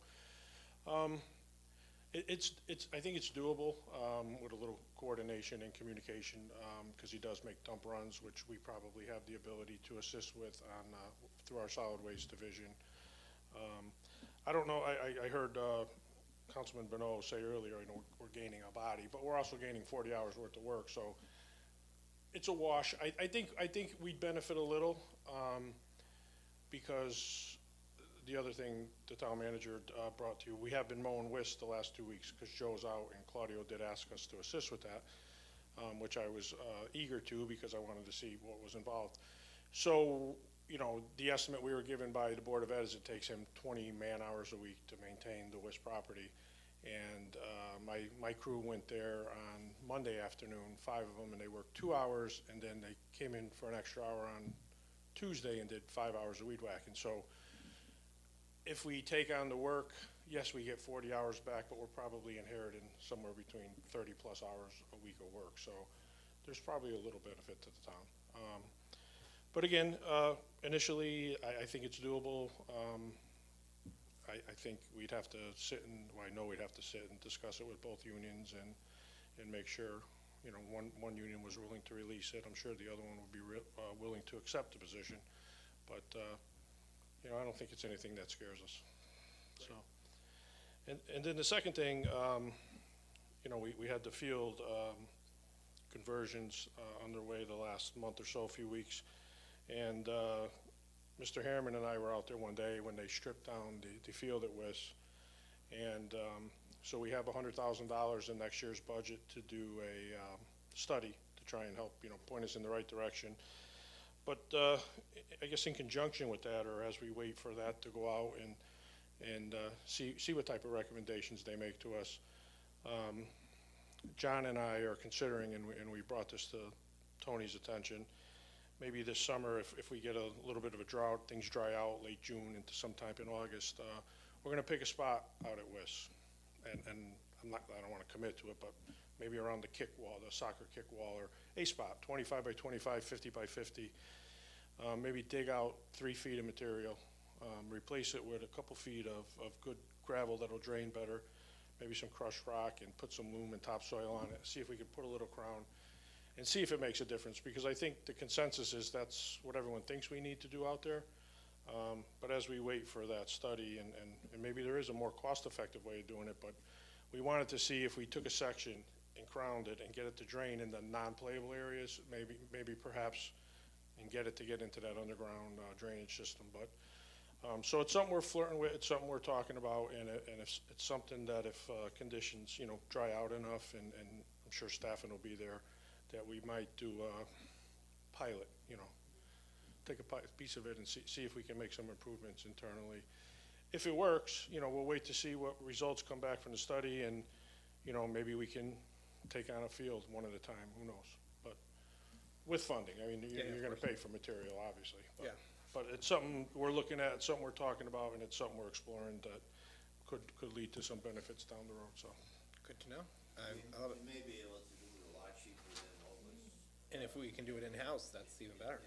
If Lou's studies, So- Lou, mentioned, they brought up, equipment, the line painting. Yeah, so you guys approved, I know we bring it to this board, and we got it approved last month or the month before. The Friday before last, May 2nd, I think the date was, the company came in and started programming our, all the coordinates of all the fields, and so I went out there for an hour and a half, just to kind of familiarize myself with it, because I know of them, but I've never witnessed one, and I think as I was with Mike today at a seminar, and the feedback I'm getting is as he and staff get more familiar with it, there is going to be a benefit to it. Now, it's man hours, right? So if the football field, we used to take a crew of 4 to 5 hours, 6 hours on a Friday to paint, now I know I could send one guy down there for an hour and 10 minutes and that field's painted. So it's interesting, because as one of the staff was painting a couple soccer fields today, he was also out there weed whacking. So you're kind of, I don't want to say you're getting a 2-for-1, but you're not only taking a little bit of burden away from painting, but you're also accomplishing something else while you're out there. So again, we've only had it a couple weeks. Mike and one other staff currently are the most familiar with it, but the goal would be to get them all as familiar with it as time allows, and so I think it's gonna, help out a little bit there too. Great, I love it. Anything to increase efficiency so our folks can have more time to work on other things and maintain the fields and be more effective in their roles. So that's great. I'm glad the investment's working out. Yeah, and thank you for the full-time guy a little earlier. Again, that was something, before discussing it with Tony, I made sure field staff was comfortable with it, and having the 2 seasonals still left, and we know it's a hard stop at 120 days, but the plan will be to have the 5 full-time employees, bring one in early, bring one in a little later in the season so he or she can get to the late fall, and then whatever assistance from other divisions is needed will be there. Great. So, great.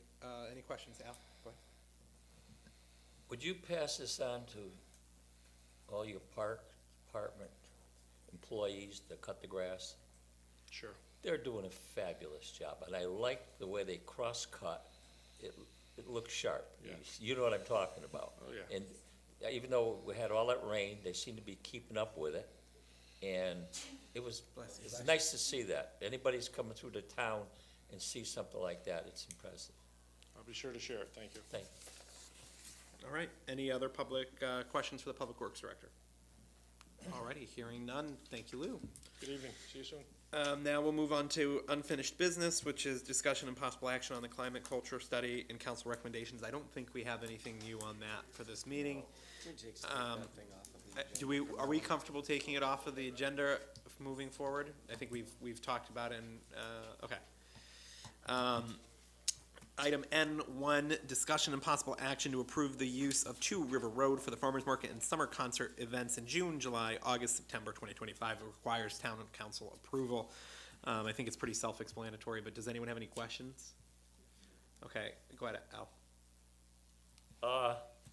As of the new executive officer of the Cromwell Art Board Association, I was speaking with the Commodore.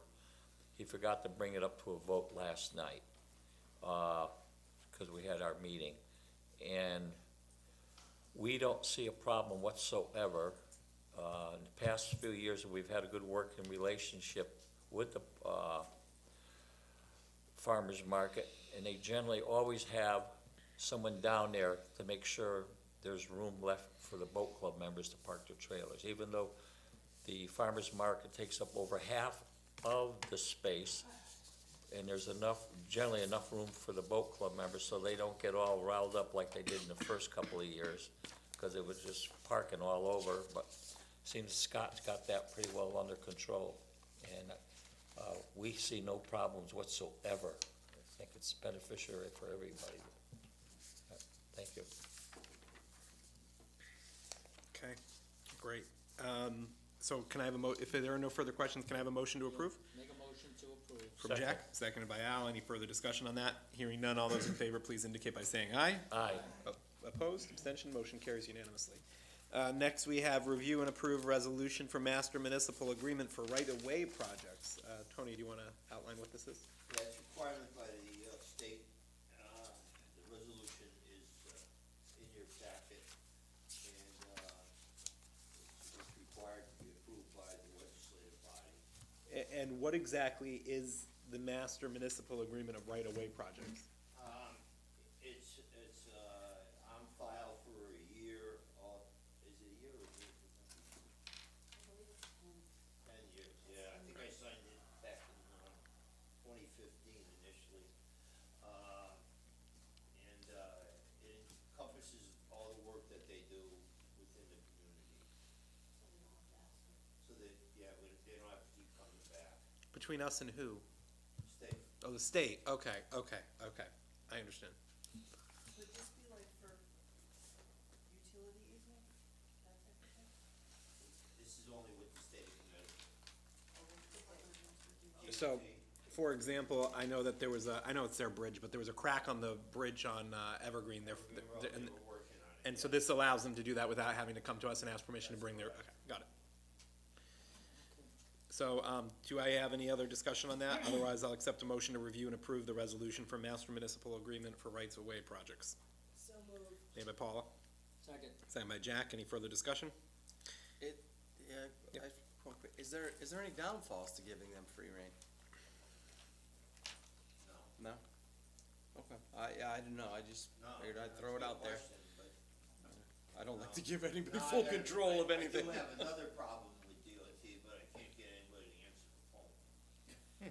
That's a big problem. They're putting all these sidewalks to the push buttons for the traffic controls. And they're expecting us to maintain them free of snow and ice, from what I understand, but I haven't been able to have a conversation with the person in DOT, because I've put in 3 calls so far, and nobody's returning any calls. But most of them are all they're all on state roads, because all our major arteries are state roads. All the traffic signals in the town of Cromwell are owned by the state of Connecticut, so we're very, very fortunate. But in this case here, no, I don't see a downside. There's not a single town-owned traffic light? No. That's wild. Okay, yeah, I guess you're right. Very unique. Route 3, yeah. 99, 372, SR 524, all state roads. I will tell you, Tony, that I have complained to DOT about the the push for green crosswalks on 372. Yep. That is not an efficient way to cross a road. Push for green so the opposite traffic decides to turn into you instead of the oncoming traffic to turn into you. You push for green, and all it does is it changes the other light. So you know the plaza where Stop and Shop, and the other plaza that's across the street where Kmart used to be. You come down the sidewalk there, you push for green to get across the Stop and Shop. All it does is it just changes the traffic so the people who are turning left and right can go. And it doesn't really help you cross the street if there's a long line of cars trying to get out of those plazas. And I've asked, and they said, no, that's standard crosswalk for the type of intersection it is that is. Which is crazy. At Cromwell Hills Drive and Route 3, that traffic signal is gonna be upgraded. I love it. I'm so happy to hear it. Walking in the right of way, the goodness is, you have the right of way. Well, that'll be, I'll have some solace. I'll have a little bit of solace as the car runs me over. But I had the right of way. Another location is over Seabethy Drive by Verizon when they walk across there. That's a lot of traffic coming off of 91 there, and most of them are taking right turns, but if that green walk, it's terrible. Somebody's gonna get killed there one day. I know. They're all dangerous. Just for instance, the exit 21 Sunoco station, the light is for pedestrians. The vehicles in the gas station used to head out onto 372 because it would show a green light, and they would always get biffed by a car on 372. That was for pedestrians. It's not for the traffic in the gas station. So. It's very unsafe to walk. There's a lot of them that are dangerous when people don't understand exactly what they're for. Yeah, well, I'm glad to hear that they're getting upgraded, so thank you for that. Next, we'll move on to discussion and possible action regarding the naming of the middle school auditorium. So, We didn't vote. oh, I'm sorry. Can I have do we have a motion and a We had second a on that? motion and a second. Any further discussion on that? Hearing none, all those in favor, please indicate by saying aye. Aye. Opposed? Abstention, motion carries unanimously. Now we'll move on to discussion and possible action regarding the naming of the middle school auditorium. So, do you want, the reason it's before us is, the Board of Ed reached consensus on it, but they didn't hold a formal vote on it. In the past, when we've named buildings, whichever group has custodial ownership of the building, which is technically us and the building committee, or the building committee through us have custodial ownership. So just to make sure there were no questions later on, I threw it on our agenda so that somebody could formally vote to name the auditorium, and I'll let Rosanna present on the naming proposal. And I think it's been, and just for clarification, it's been, the Board of Ed has given it its blessing. They didn't hold a formal vote, and the building committee has voted to approve it as well. I cannot confirm if the Board of Ed voted or not, I'm not sure. They didn't vote. They talked about it and said nobody had a problem with it, but they didn't actually have a vote on it. Okay. Right, and the building committee didn't vote on it, because we just thought it was something that they wanted to do as direction given to us by the Board of Education. So for those of you unaware, the Board of Education wants to name the auditorium after Michael Camilleri, who was the Board of Education chairperson for many years, and unfortunately, sadly, he passed away a few years back. He was a huge proponent of the arts. Some would argue that he really drove it through Cromwell and has made it pretty much what we see today. It's a very prominent part of our culture today, the arts in the schools. So justifiably, they wanted to name the auditorium after him. Choice. I think it's a great choice. I did a community theater production with him in Cromwell, and he was such a joy. Yeah. And I think his daughter now works for the school She district, does, right? That's yeah, and she'll be wonderful. able to perform or her students or whatever in that auditorium named after her father, which is That's amazing. wonderful. Wasn't he our first HR person too? Yeah. Wow. Great guy, fantastic human being, and I think it's a fitting tribute. So, does anyone have any questions about it? Otherwise, I just wanted to get a vote on the record somewhere so that we can say, here's how, somebody voted on it.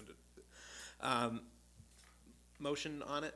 I'd make a motion, whatever the Board of Ed decides. Yeah, good, okay. So, with the Mike Camilleri Memorial Auditorium or something like that? Yeah, something like that. Great, so The motion should be the naming of the auditorium. yeah, so can you amend your motion to I say, amend it to have it named Michael Camilleri Memorial What do Auditorium. you call the exact name? There's a name already so, for I'm the sorry? plaque. there's a name already that they recommended? Yeah, I can get it to you in 2 Could you seconds. please speak up a little bit? I'm gonna get it to you in 2 seconds, name of the, hold on. No worries. They're gonna get the exact name and give it I'll to give you us. exact name, 1 minute, let me just look it up real quick. Doo-doo-doo-doo.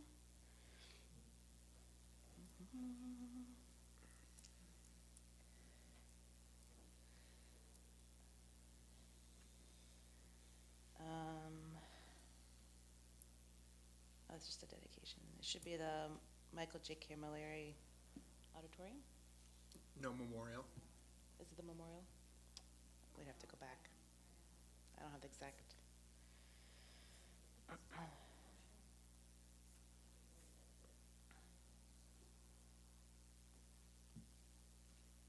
Let me text Selena. I'll find out. Okay. Well, why don't we, I guess, do we want to take a 1 minute, 2 minute recess? Does anyone want to recess right now? So let's take a 2 minute recess just so we can get the name right, and then we can carry on. So we'll be back at 8:45.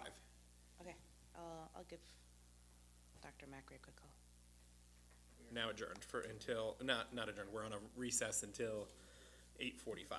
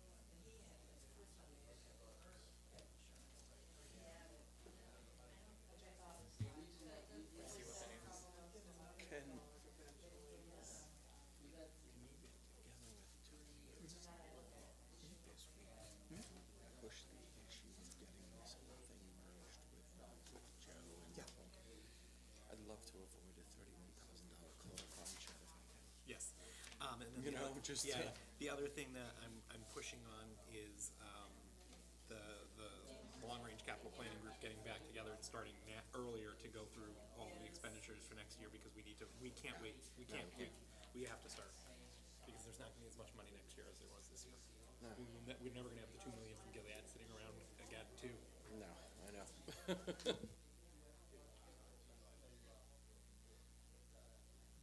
Any luck on finding is it like J. Camilleri Memorial?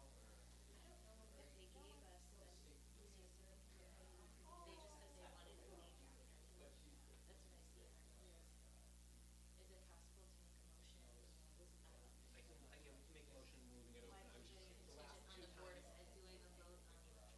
I mean, but you don't want the Board of Ed to, why don't, because the issue is like it's under the town custodial right now, so. For us to vote on the name. Why don't we give it, correct, why don't we do that?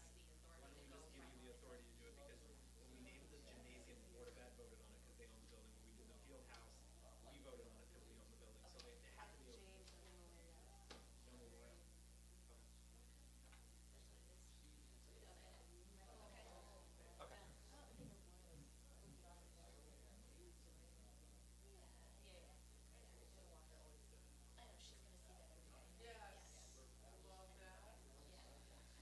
Alrighty.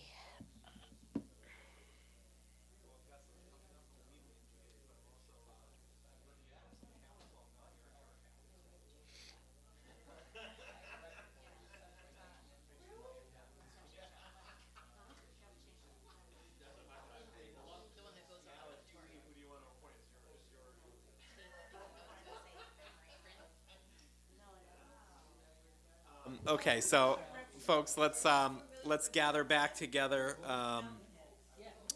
and reconvene. The time is 8:48 PM. So, Madam Chairwoman, I think, off the record, we had come to a consensus about what the name should be. The Michael J. Camilleri Auditorium. Okay. Can I have a motion to approve the naming of the middle school auditorium as such? I withdraw my recommendation and change it to what Roseanne said. Okay. Second. Motion made, second, and any further discussion? Hearing none, all those in favor, please indicate by saying aye. Aye. Opposed, abstention, motion carries unanimously. Great. Next is discussion and possible action regarding the proposed electronic sign at the middle school. Madam Chairwoman. Okay, so we have a new sign proposal for the entrance to the middle school. The current sign is falling apart for the most part. The request from the administration was to move to a digital signage so that administrators can alter the words on the sign remotely and not have to walk through the snow and everything to get to the sign and do the manual placards. For those of you who are unfamiliar with the entrance or the new entrance into the middle school, originally there used to be a sidewalk on the east side of the entrance that hugged the corner where the current sign is. That sidewalk has been removed and the sidewalk is now across the entrance on the western side. So there's no longer a sidewalk along that curve where the current sign is. So anyone who would have to go and change a sign would have to basically walk across the street or the entranceway onto snow, onto gravel. It's not safe anyways. Most schools now it is customary to move towards a digital sign because you can instantly change the messages, there's safety concerns and all that jazz. The sign is reimbursable by the state of Connecticut, so we would get 50% back on it. The sign would not have any images, it would just be words. And it could be used for public notices, so in case there's something like an Amber Alert or in a town-wide emergency, voting, things like that, we could post those messages on the board as well relatively easily, relatively quickly, because it is digital, it's just a type send. The sign itself comes with a warranty. The digital part is also covered. There's a whole proposal behind it. It is a new design, so the parts are guaranteed for like 20 years.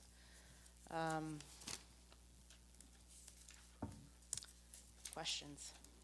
What is the size, what is the size of the electronic billboard? Is it like the one in the fire district where it's the strip, or is it like the one that's in the town, like 372, that's like the big one? It fits within the size restrictions set forth by planning and zoning. So I think it's, gosh, about 49 square feet was the maximum, I believe, for the Okay. entire sign. Okay, I think the digital portion of it is it like 2/3 that or something like that? Heather's not here, she's our design subcommittee chair. She would have the exact measurements. But it would allow for, I believe it was 4 rows of 6-inch letters. So it's pretty significant. You'd have a lot of space to put in messages, and then obviously you can shrink the letter size and add more rows. The biggest concern from planning and zoning has been the use of images. They don't want images. There will be no images, it's just purely for letters, words, to post messages. and then two other questions. What is the total cost and then the reimbursed cost? So 50%, so the total cost would be, Total cost is around 50,000 all in, and then half of that would be to 25. and that includes all electrical work and other items to the site, like if you need to put in a, I don't know, a box or a circuit or something. I'm bad at electronics. Yeah, there's wiring that has to be led to it, and the infrastructure that holds the digital sign, and then the placard that goes on top of it. I'll open it up for questions on the council. Yeah, of course. First start with a question. Did you say it's got a 20-year warranty? So the way this is a new design that the company has released this year, and they hold parts, replacement parts for 20 years. Hold parts. Yeah, 20 so if anything were to break or whatever in the next 20 years, they would be able to quickly send it over. If we went with an older design, it would be like 5 years, so that's why we went with a newer design. The only thing, I could have signed off on this, but there was a lot of discussion, and I thought I'd bring it before the council and allow the council to give me guidance on going forward with the change, because the original plan showed that they were just gonna utilize the existing sign that was there.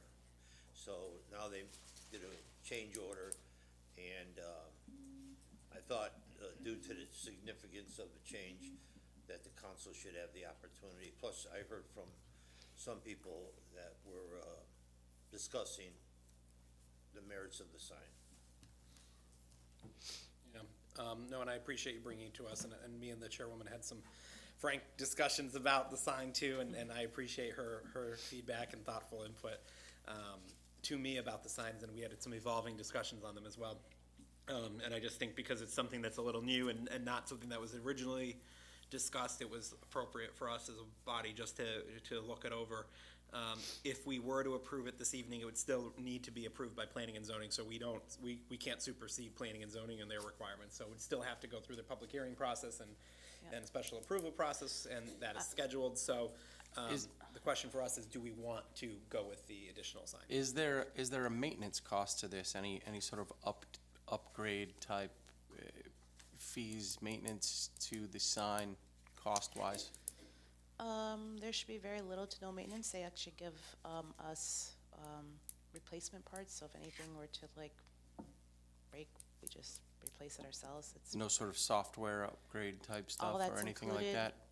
Thank you for bringing that up. So software is included with the price, as well as the cellular service to send signals is included in the price as well. So as long as we have it, that cellular service is part of the 50,000. And this is to alleviate having to walk to manually change things on the other sign that is no longer accessible by a walkway. That, and it also provides the town with an opportunity to utilize the sign for townwide messages, which in that corner of the town is kind of lacking. My biggest concern is the high traffic area and the amount of kids that are in that area and distracting drivers looking at a sign with moving messages and There'll be whatnot no with moving a messages. hill. No and, moving messages. That's the whole point. They're just static letters. Plus, it's located at 2 stop signs. Yeah. Understandable, but one of those stop signs is blind, and I mean, But you'd be coming up behind it. And Right. the sign would be on the corner, so, I mean, it's really no different than what's there today. It's the same location, so if the sign today wasn't drawing an issue. is it possible to move the sign that's, we didn't plan on putting a new sign in anyways? We were going to use the existing sign that's there now? Is That was in the before we. original? In the original? Yeah, that was before we assessed the current condition of the sign, before we realized that there was no sidewalk there to move the sign and there posed a hazard, and before we realized we had bid savings and an opportunity. So, it was there's a lot of things that went into play to make that decision. Can we just move the sign that's there onto to the other side of the That actually makes road it where the sidewalk is? That makes it more hazardous for the sign, because now you're near the baseball, like, you don't want to put a digital sign next to the baseball. No, if it were just the original sign, I'm saying. The original To put it, for ease of accessibility, to just move it over to where the sidewalk We side still is. need to replace the sign, it's falling apart, like, either way. Have we looked at the cost difference on replacing the sign as is It'd the be sign about now? half the cost, so, Half the cost? it's around half the cost. 20? So if we went with a static sign existing, it'd be 25K. You also lose again, you're gonna lose the potential usability by the town. No, I understand that, but the delta would be 25K. Would the static sign be reimbursable as well? Yes, Okay. Is there money available for this? yes, comes out of bid savings.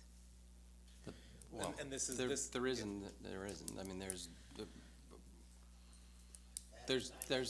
bid savings there's the bid savings from the project itself that could be spent or could be, not bonded. Same as with the turf field that we decided on. And full Same money, same pool of money.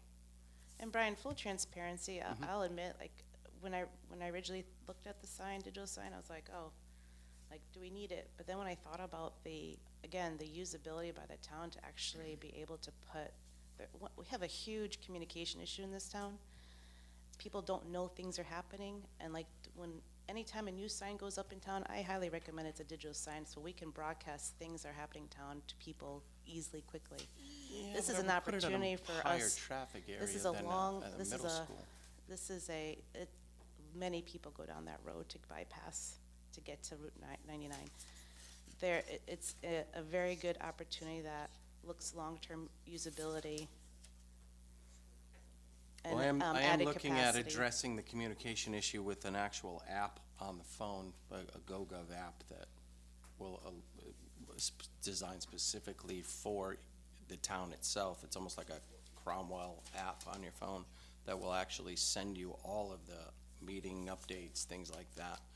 I'm still in the research phase, but I think it would be very beneficial to communication-wise. Yeah, I don't know. Personally, from a safety standpoint and from a from a feasibility standpoint. I don't like for putting any sign 50,000. on the side of the sidewalk, because there's teenagers and they're middle schoolers, and anything that they can throw at, hit at, whatever, in close proximity to themselves is gonna get destroyed. So if it's across where they can't get to it because it's not near a sidewalk, right? I would not put, regardless of what you decide, the sign is not going on that side of the sidewalk, because it will get destroyed. We're talking about 7th, 8th graders. They like to kick things, hit things, they walk right across that all the time. There's a baseball field, they'll purposely try to hit it with the baseball, like, it's not. So I guess the question for the council is, the committee is recommending this action, they've cited their reasons. Do we want to spend $50,000 more than we originally anticipated on this item, which would be reimbursed 50%, which was not, when we first started having the conversation, we weren't sure it would be reimbursable. So knowing that it's reimbursable is certainly helpful, but I guess it's a question about whether or not we want to, bless you, whether or not we want to make the investment for the sign or not. Roseanne, can you see, from both sides? Yes. It'll be both sided. The message is there, front or back? Yes. So, so the orientation of the current sign, though, is facing outward, so it would be, right? You'll be able to see it from both sides. Okay, so the orientation will be changing to that? Because, right, doesn't the current sign just face outwards, It's or is that the high school? perpendicular to the Okay. road today. I'm thinking of the high school one, aren't I? Yeah, the high school one Julia, is, go ahead. Can't get a kitty cheaper corner. sign. Seems like an awful lot of money for a sign, but Have as ruble much as the payment. police car, I think, what? That'd be cheaper. That was the quote that you guys got from the sign company, that there was no other alternatives that were less expensive. We Originally, I could've- think we you said there could've was another gone one that for was s- 100. We could have gone with a less, pixelated, like basically a blurrier sign, but the cost savings didn't, it was a couple thousand, and you're losing a lot of quality from that, so. Who's providing this? Oh, gosh, do you guys remember the name of the company? I don't remember. I can get you the name, Tony. I don't remember the name. No, I just wondering who the company was. I can get that to you. Ron has that name. We can. Can't we get something like Ruble? Rubel the painter. Ruble makes signs. That'd be a lot cheaper. He's a town sign painter. We did look at multiple vendors. This was the vendor that came back the most cost effective. I'll put it that way. So For static or electronic? for the static part and electronic, there's only a few companies that do it, and this one is a widely used one, is what I was told. And they work well with the company that makes the composite thing that goes around it. PIP? PIP? PIP? I have a question about when you say communication to the town. How would the Board of Ed get the information that needs to be communicated to the town? And who's responsible then to, on the Board of Ed, to transfer that information to the sign? It would just be a phone call either to the Board of Education or to the middle school administration and say, hey, we've got this thing coming up. Can you post it on your sign? And they would go on and do it. I mean, there could even be discussions about giving the town access. It's just a website you log into. I have my own sign, and it takes up. Okay. And I can see the value of that for votes. I was just thinking of the Voting. budget referendum, you Yeah. know, if we had that, you would put up there. I mean, right now, we got a budget small referendum. little sign on like Route 3 to, you know Yeah. what I mean? Like, it's just. Well, I know there's been challenges at the high school with that sign. You'll see a sign with the letters out there for something that happened a month and a half ago, or whatever it is, or longer, and it doesn't change for whatever the reason. And people are tuned to looking at digital signs, so it captures people's attention a little bit better. Is there a concern from the neighbors about, There's no neighbor that could see the sign from their home, so it's across from the soccer fields. The closest neighbor would be over the Okay. hill, and then the Okay. other side neighbor is across on the other side of the baseball fields. There's no one so who'd be no affected. concern about like just light pollution or just, It will not affect the shoe residents. Shoe residents. They're across the street. At the corner. It should not affect them. I mean, Right on the knoll. it's pretty far from them. So, to my wonderful deliberative body, I think it's almost decision time. Do we want to move forward with a electronic sign at the middle school as proposed with the 50% reimbursement at the estimated $50,000, or not? So, I'll take a motion one way or the other if somebody has a strong opinion and wants to make a motion for a vote. Can I ask one? Yep. Are you dealing through the contractor, or are you? So the contractor. Contractor's one supplying the sign vendor? Yep. 'Cause I can't help but think that there's possibly a way to get it. How much, do you recall how much was our big billboard that we purchased that was the large one on 372? This is smaller than that. I didn't put the structure was there, did a complete renovation, plus added on the traveling championship, redid the top, and then electronics, 20,000. I will say that we are at the end of our ability to go out to bid for anything else. Okay. Our Newfield basically said, you're done making changes, doing any bidding, because we don't have time. Our schedule's coming to an end, so it's now or never. Gotcha. So in what year did we install the big electronic billboard? Probably about 8 years ago. Okay. I mean, inflation. That included electricity, Okay. and everything that we had to draw. The one on 372 was 20,000, but it was 8 years ago. Yeah, but it was 8 years ago. Masonry too, yes? The No, mason, no, they redid the base of what was there. The only thing did you talk to this vendor about replacement parts? What it's gonna cost? They provide a kit that we keep, so if we have to replace anything, they'll supply it for us. And we have the technicians that can do this? I was told it's straightforward, and they will It's a have, YouTuber. they will have people who like basically work with us to figure it out. I'm hesitant to spend $50,000 on a middle school sign. That's just my feeling. I don't, if you're looking for a motion, I'm looking for a motion from somebody. I'll make a motion to deny the Okay. digital sign and stick with the original static sign that was planned. Okay. I have a motion made by Brian. Do I have a second on that motion?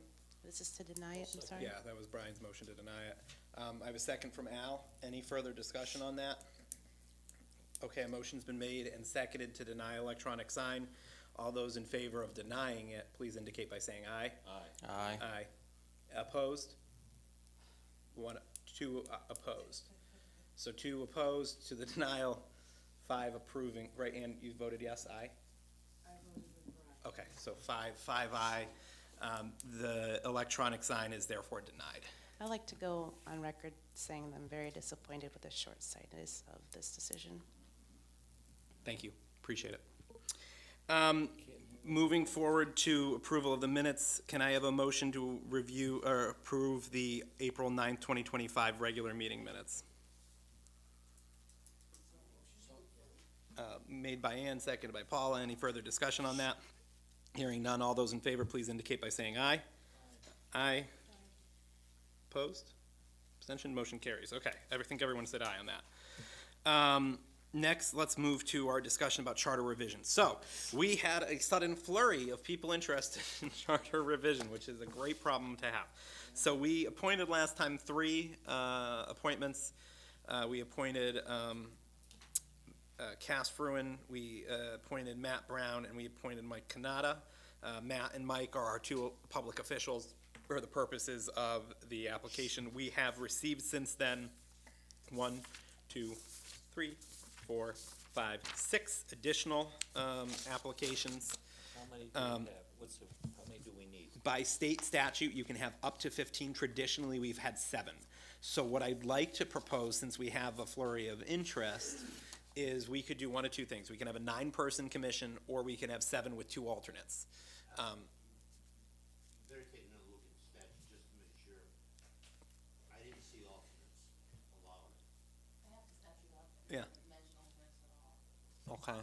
We can't do any, but, I'm sorry. okay, so. I just wanna make sure that then you. The decision to be made is, do we seat all 9 people, or do we seat a smaller number and thank 2 of the candidates for their time and not appoint them? So we have, with the candidates that we appointed 2 Democrats and 1 Republican prior. We have tonight in front of us, we have, I'll just read through the applications. That's probably the better way to do it. Okay, the first application is from Julius Netto. His application is before you. A little background on Julius. He has been on different boards and commissions in the town for 33 years. You may know him as the former Board of Finance Chair, and then he was also the district director for the fire district for a period of time, and has served in various roles throughout the town. Excellent choice. I think Julius is an excellent choice. Next is Karen Torrenti.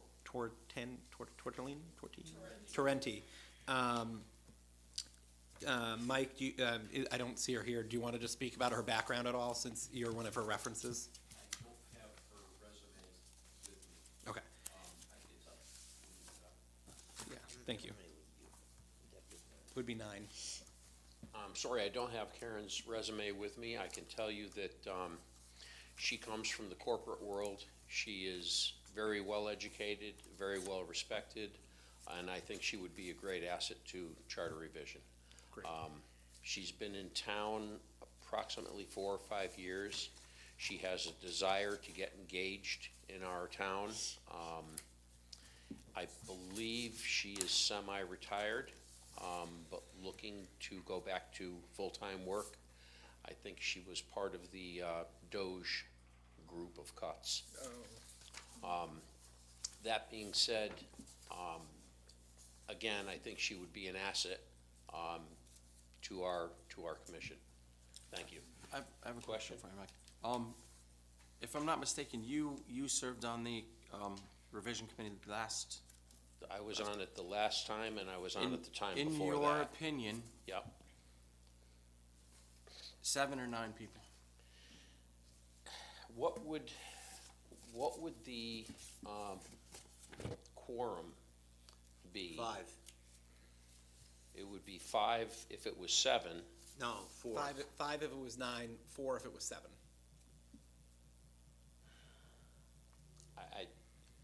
I don't have an opinion, honestly. Who's chair of it? Okay.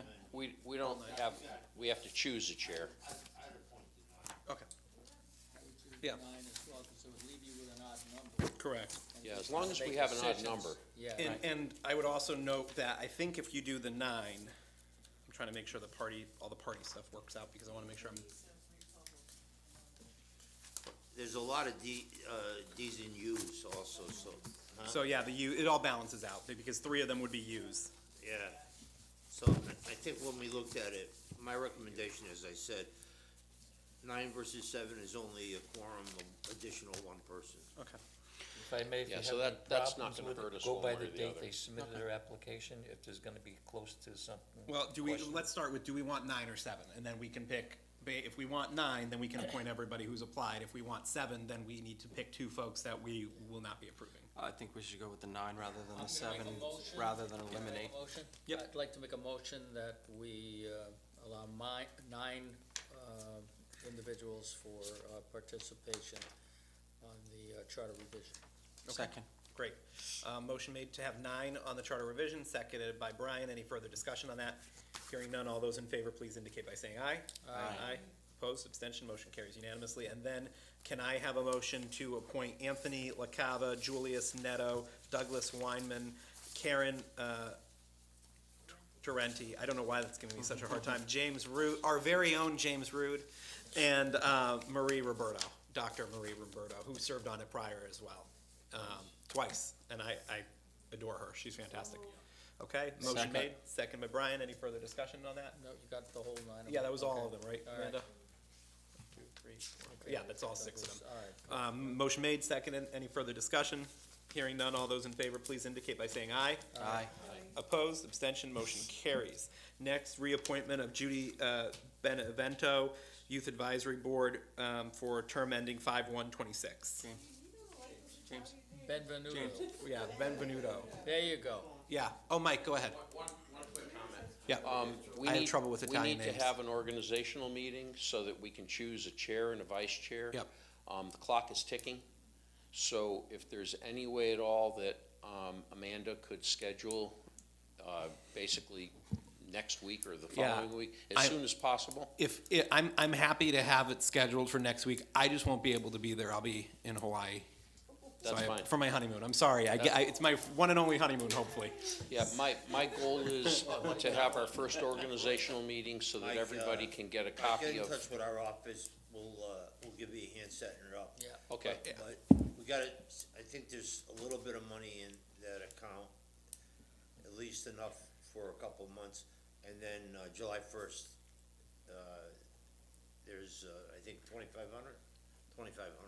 okay. And also, Tony, it's kind of important that once we get on the ground and running, that we have access to town attorney, because I'm sure there are gonna be plenty of town attorney questions that need to be asked and answered. Okay, thank you. Okay. Next, can I have a motion to approve Adrian Dunham to the LGBTQ committee. She's been attending meetings for 1 year. She works in higher education, and she is she is a Democrat. Oh, I thought she was an unaffiliated. She's a Democrat. She is unaffiliated. Okay. Okay, she's unaffiliated. And that doesn't, yeah, and that doesn't mess up the minority representation on that committee, because I think we have, okay, we have a couple unaffiliated and at least 1 or 2 Rs. Any further discussion on that? You got 2 more? Just 2 more, yeah. Any further discussion on this one? Make a motion approved. Okay, motion to approve. Second. Seconded. All those in favor indicate by saying aye. Aye. Opposed, abstention. Hearing none, all passed unanimously. Next, we have Judy Benevento, Benvenuto. Nudo. Benvenuto. I am just, give me a Greek name, I get it. I mean, it's bad. 2A, Youth Advisory 2026, 5-1. Any further discussion on that? Nope. Hearing none, all those in favor, please indicate by saying aye. Aye. Opposed, abstention, motion carries. And then finally, item Q1, employee newsletters. I saw that we have started to do an employee newsletter for April and May. I think this is really nice. I think it's great that we are sending out the recognition of the employee. So was she employee of the month? Is just, or somebody that we would like to recognize? We've actually been doing employee newsletters for a while. Okay, But I just included the last 2. I didn't even know this. The last meeting, when we were doing, highlighting our employees. Okay, great, got it. Are you talking about Jessica? Yeah, I just didn't know she was employee of the month or not. Okay, but just highlighting, I got it. She's doing a fabulous job while Sarah is out on maternity leave. Okay, I agree with that. I just, if I may, Mr. Mayor, give a lot of credit. It started with Rosie, but Sherry Gianfrido has picked up on it and even made it better. And the employees seem to enjoy it. Thank you, and please extend our thanks. I think it's important to build community. Any other informational items? Just so you all know, you're all invited to the Memorial Day Parade, which will be held on Friday, May 30th, 6 o'clock. That's a Friday. So just make sure that if you're able to attend, we normally have some a brief memorial service and celebration at the town green, and then we do a parade up Main Street, down New Lane, and then back down to Pearson Park. So if you're able to join, you get to march if you like. So, okay, we hearing anything, any other informational items? The car show. The Memorial Day, the car show is on the 23rd as well, at Pearson Park. It's at that same location as it was last year. I think Pearson Park worked much better than the prior location. Hopefully it'll work even better with additional spaces in the back. Correct, for more parking, I agree. Okay, can I have a motion to, or an informational item now? Go ahead. I attended 2 meetings of the parade committee for the Memorial Day Parade, and they had 2 gentlemen that I think they're gonna be doing a good job. So more of the story is, I didn't get sucked in, but I volunteered to help them, because it's gotta be better than it was last year, because last year didn't work out that good.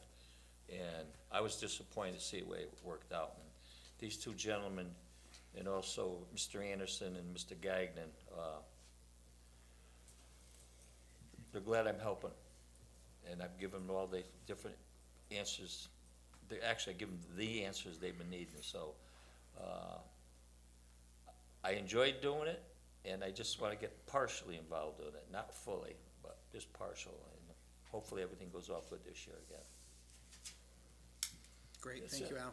Thanks for your continued service to the veteran community, to make sure, to work with the other veterans to make sure that these kind of events and commemorations happen. I think it's important in this day and this time that people take the time to pause and do these things.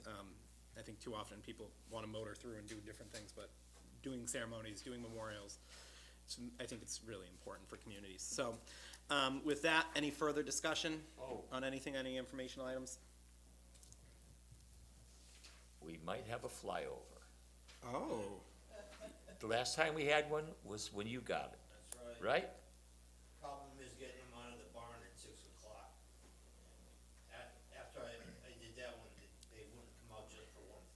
Well, according to what I received, it's a go. But sometimes they could turn around and change their mind too, or some other problem. So, right now, they are scheduled to do a flyover. Hey, that's great, you know, I hope you're successful. I tried with the general afterwards, and.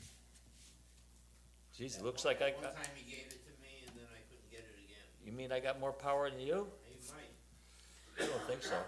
we'll see what happens. Uncle Lou's got some pull. He does Yes, too. he does. Just as a heads up, the building committee chairwoman just texted me to let me know that they can't design a new sign. I'm not sure what that means. I thought she said to us that the alternative would be they would be designing a new static sign. That's what I thought she said too. So, Tony, can you find out about that? Because I thought I asked the question about what would be the alternative, and they said we would do a static sign at half the price. And I said, would that be reimbursable? And she said, yes, half What of was that in would the be original reimbursable. plan for the sign? To leave the one that was there? That's correct. And So- they're saying that the sign has some, that they said it's falling apart and they want it, if the because I asked, I mean, you all heard me ask, right, what would be the alternative? And they said it would be a static sign at half the cost. Nickel and diamond, nickel and Okay. diamond. Could you just look, could you just look into it? Because Apparently, there's lots of bid saving. I thought the answer to my question was that it would be, Talk to the chair. okay, I thought the answer to my question was they would do a static sign at half the cost, so. Yes. I'm, Yes. I'm, yeah, with half reimbursed, so. Just sitting there, not electronic. Non-electrical. Where you have to put the letter. You put the letters in, similar to what we have at the high school. And at Pearson, I yeah, would hope yeah. would be a more active sign. Yeah. Somebody actually paying attention. Okay. Well, and do I have a motion to adjourn? Second. Motion made, seconded. All those in favor, please indicate by saying aye. Aye. Opposed, abstentions, we are adjourned at 9:23. Enjoy yourself in Hawaii. Thank